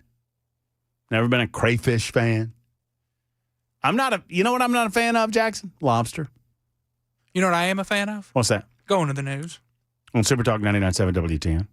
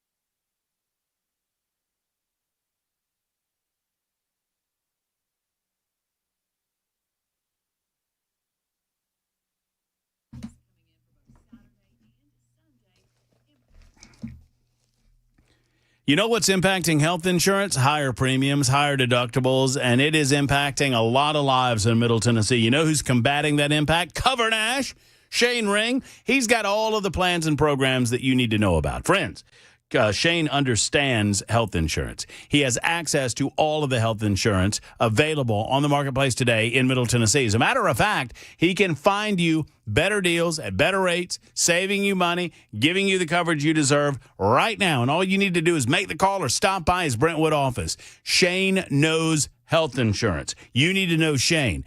As an example, they've got a nationwide PPO plan that gives you the freedom to choose your doctor anywhere in the United States of America and right here in Middle Tennessee without the headaches with only a $250 deductible. And that's just the tip of the iceberg. Friends, if your deductibles are going up, if your copays are going up, if your premiums are going up for 2026, call Shane Ring, sit down with him, and let's do something about this. You don't have to be managed by the government. You can manage your own health insurance. If you're self-employed, uninsured, or tired of paying too much, 615-465-0023, 465-0023, or coverdash.com.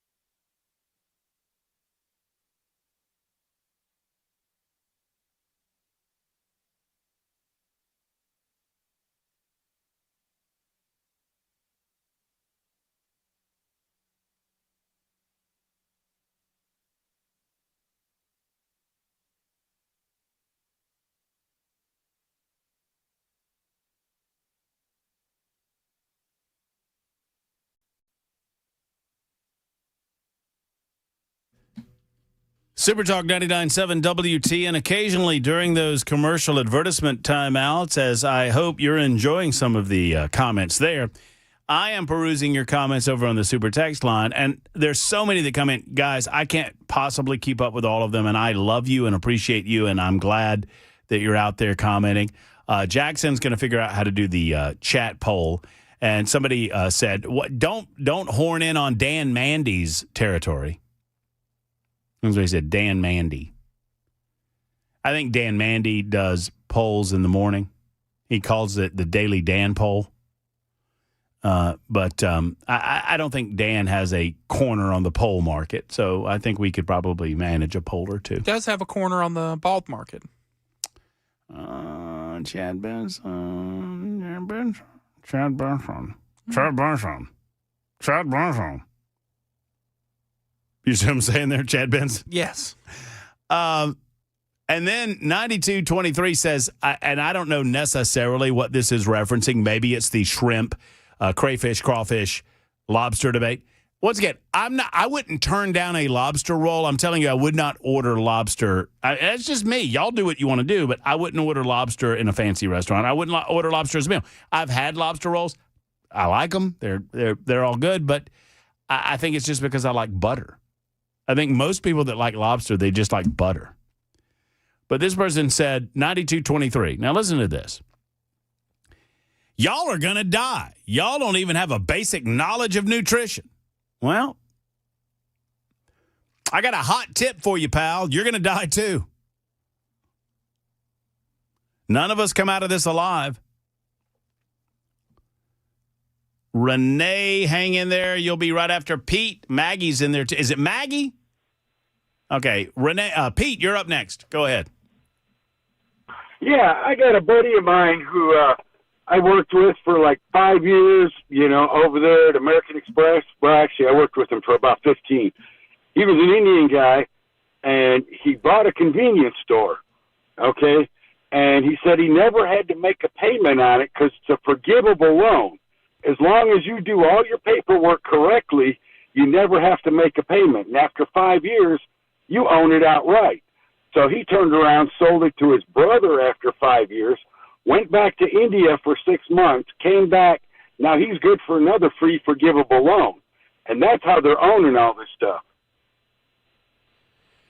Yeah, I mean, it makes sense. I mean, I get it. How do we change the rules to favor natural-born Americans is the question. Eliminate the forgivable loan. Yeah. America, we don't get a forgivable loan. That's exactly. I mean, I would agree with you. Yeah, I think that's how you do it. Well, yeah. I mean, but that's how they own. I live in Pulaski, and every convenience store is owned by foreigners. All the hotels are. We drove across the country, and my wife, I told her, we'll only stay at an American-owned hotel, all the way to California and up to Washington and back, and she was amazed at how difficult of a task that was going to be. And you are seeing it more and more and more, and I would agree with you. And once again, I just want to make sure that folks understand, and thank you, Pete, for the call. I just want fairness. I want a level playing field. I want Americans to be treated like anyone else. And if you're in the country illegally, if you're in the country legally, and you love the United States of America and just trying to make a go of it, I'm all about you. I'm all for you. I'm not against you. And there are so many great business owners that are from other countries. I'm not against them. I just want their ability to succeed to be equitable from a playing field standpoint is mine from the jump. I don't want them to be given a head start. That's all. That's all. Renee is next. Hello, Renee. How are you? Hello. Hold on just one second. Hey, you there? Yes. What's going on, Renee? Can you hear me? Yeah. Can you hear me? Yeah, I can hear you. Okay. I was listening to something the other night, and I think it was Castro who they said, quoting, and it said that you can't really invade the United States except for bellies. And then when you get over here and you get so many people over here, you keep having babies. And the more babies you have, then you keep having babies. And then when you have a certain amount of a population, then you can start making laws, which is kind of what you said earlier. And I just thought that was interesting. That I believe the Supreme Court is about to make their decision on anchor babies in the United States.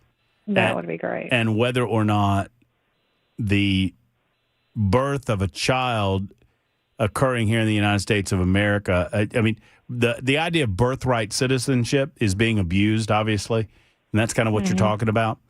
And there is a question as to whether or not the Founding Fathers intended for birthright citizenship to be exploited in the way that it's currently being exploited. The Supreme Court heard oral arguments about that last year, and they're set to make their decision at some point. I don't know exactly when that's going to be. I can look it up, but I'm very interested. A lot of my liberal friends want to think that this is a slam dunk because of the 14th Amendment to the Constitution of the United States, and I don't believe that that's the case. I think the 14th Amendment was clearly written as a response to the issue of slavery, and recognizing that and recognizing the context in which they talked about birthright citizenship.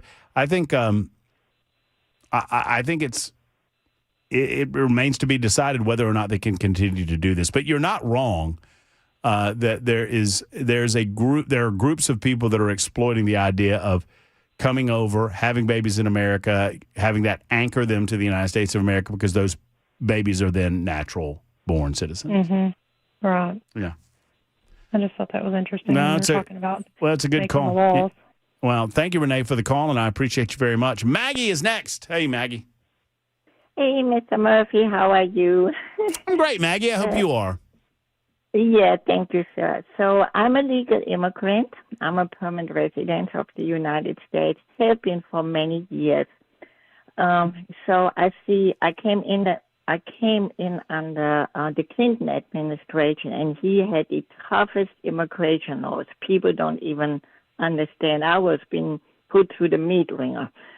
And so people don't get the facts. You know, they're out there protesting. They don't know what they're protesting. I've been all over the world. I came in and out of the country. You know, I get asked the same questions, my fingerprints taken, my picture taken. And I respect the United States. You know, my husband served this country 20 years. I'm a nurse. And I will say this. Every day I see our elderly patients struggling. They cannot afford medication. Or in general, American people, and that should not be like that. I have never been on welfare, never on food stamp. I never asked anything from the government because you should not do that. It's simply wrong. And when you come here, and fraud is one of the number one, crime you will get deported for. You get a whole list what you can do and what you cannot do. And fraud is one of the number ones of committing crime. To fraud the American people, it's horrible. Because I see in my country, Germany, Mr. Murphy, it's going all to hell, excuse my language. It's the same thing over there. It's a big mess over there. It's overrun, you know, and people coming in and people getting all this money.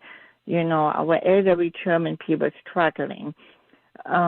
You know, I'm proud to be in this country, and I will fight for this country. I don't run around with my German flag. We have a United States flag hanging on our house, and everybody needs to respect the law. The American people did not ask me to come here. My husband asked me to come here. And also, I have an accent, my third gun, and you've been here 15 years and you don't speak not a word of English. That's just ridiculous.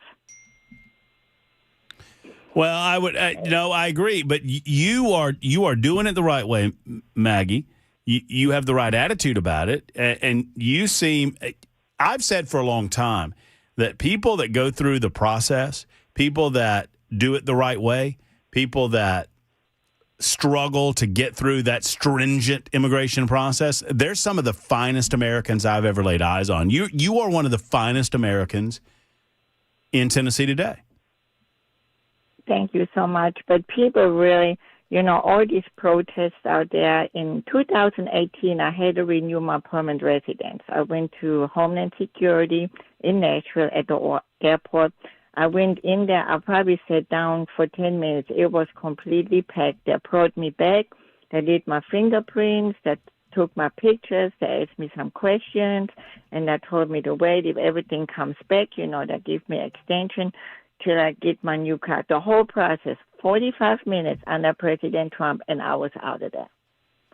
Get your paperwork together. Do it the right way. Do it the right way. It's hard. It's not right to people that do it the right way. And then you come here and you get all this money and you fraud. And I pay plenty of taxes. You know, I pay my taxes out of my check. I pay my taxes every year. But, you know, when I see all of this, you know, and I will stand for our veterans because my husband is an American veteran, and I stand for our elderly people. So if you want to protest something, protest to get better health care and help them with medications. Then running out there to all the people on the left that hear me, get your box of crayons out of your brain. And if you cannot do that, then buy a box of crayons, stay at home, and color your books. Because what you are doing is insanity.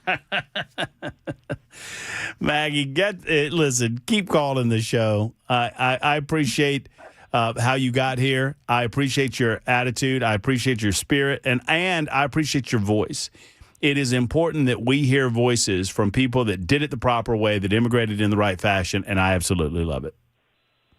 Thank you so much. And to all of you out there, sometimes I don't always agree with President Trump, but I always think, he's not a career politician. He's got German in him. He says the things the way they are, but he means well for the country. So you because the president before Mr. Biden, and I'm not saying anything bad, but holy moly. It was definitely a where did you said you grew up in Germany? I grew up in Germany. I'm like an hour from Cologne. About an hour from Cologne? Yeah, Cologne. It's like about a couple hours, but 2.5 hours from Frankfurt. Oh, okay. I'm from a small village. I'm a country girl, and I'm still a country girl. Still have horses. Still live out in the country. Oh, I love it. Whereabouts do you live in Tennessee, Maggie? I live right on Montgomery and Todd County. Okay. So right close to Fort Campbell, yes. Well, thank you for listening to the show, and thank you for calling me.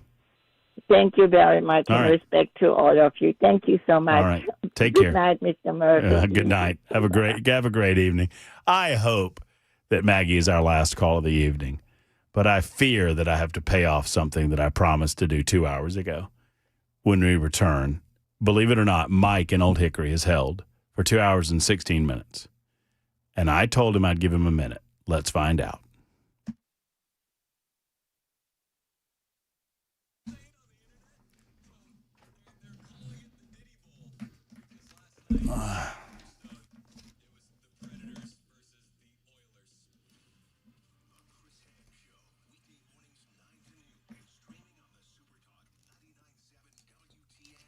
Defense Systems is a life safety and security operation that exists right here in Middle Tennessee, and they're here for you. They believe in helping schools, corporations, healthcare facilities, law firms, manufacturing facilities, and much, much more. Cumulus Nashville utilized this training, and I believe in it. Friends, hope is not a plan. It is time to get trained. If you work in a situation where people come in every day, you never know when workplace violence might erupt. Get trained with Defense Systems. Call 615-236-6484, 236-6484, or online at defensesystems.com. That's defensesystems.com.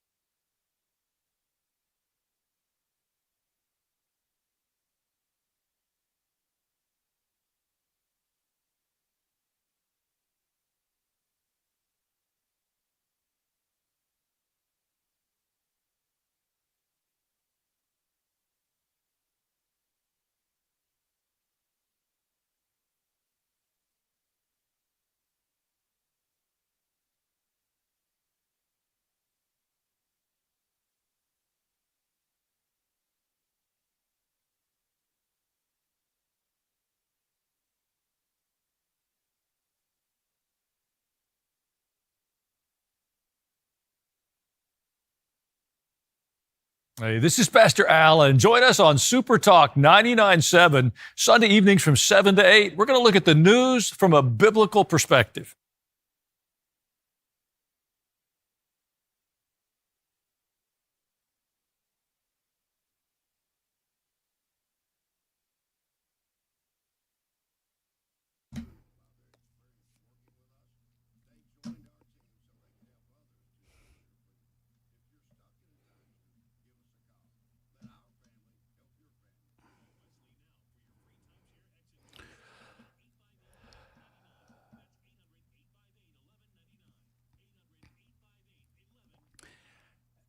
At the one and only Savory Spice, they have your options available right now for the winter storm. Things like Spice and Easy Thai coconut curry soup, Spice and Easy butter chicken, Spice and Easy Sunday pot roast, Frontier soups like black bean or apple sausage and is that bean? Apple sausage and bean. That sounds delicious. Friends, they've got these Spice and Easy line and Frontier soup lines that are so easy to make. All you have to do is put the spices in, add the ingredients that they tell you about right there on the package, and boom, bam, bing, you've got delicious soup for the entire family. And you've got stock soup that you can put in the fridge and you can warm up when needed over the long weekend where we're going to get a lot of snow and ice. They're located right there in the square in Franklin, Tennessee, right off the square next to Gray's Pharmacy. Tell Holly, David, the rest of the crew that Matt Murphy sent you to the one and only Savory Spice.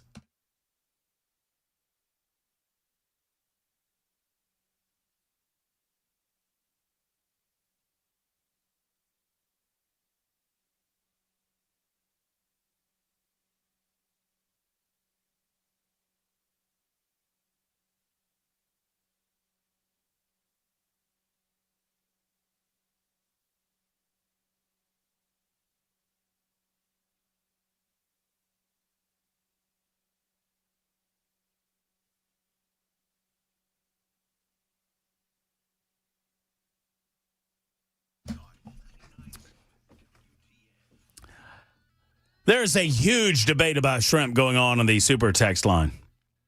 Not on the super text line, on the chat feature. Huge debate.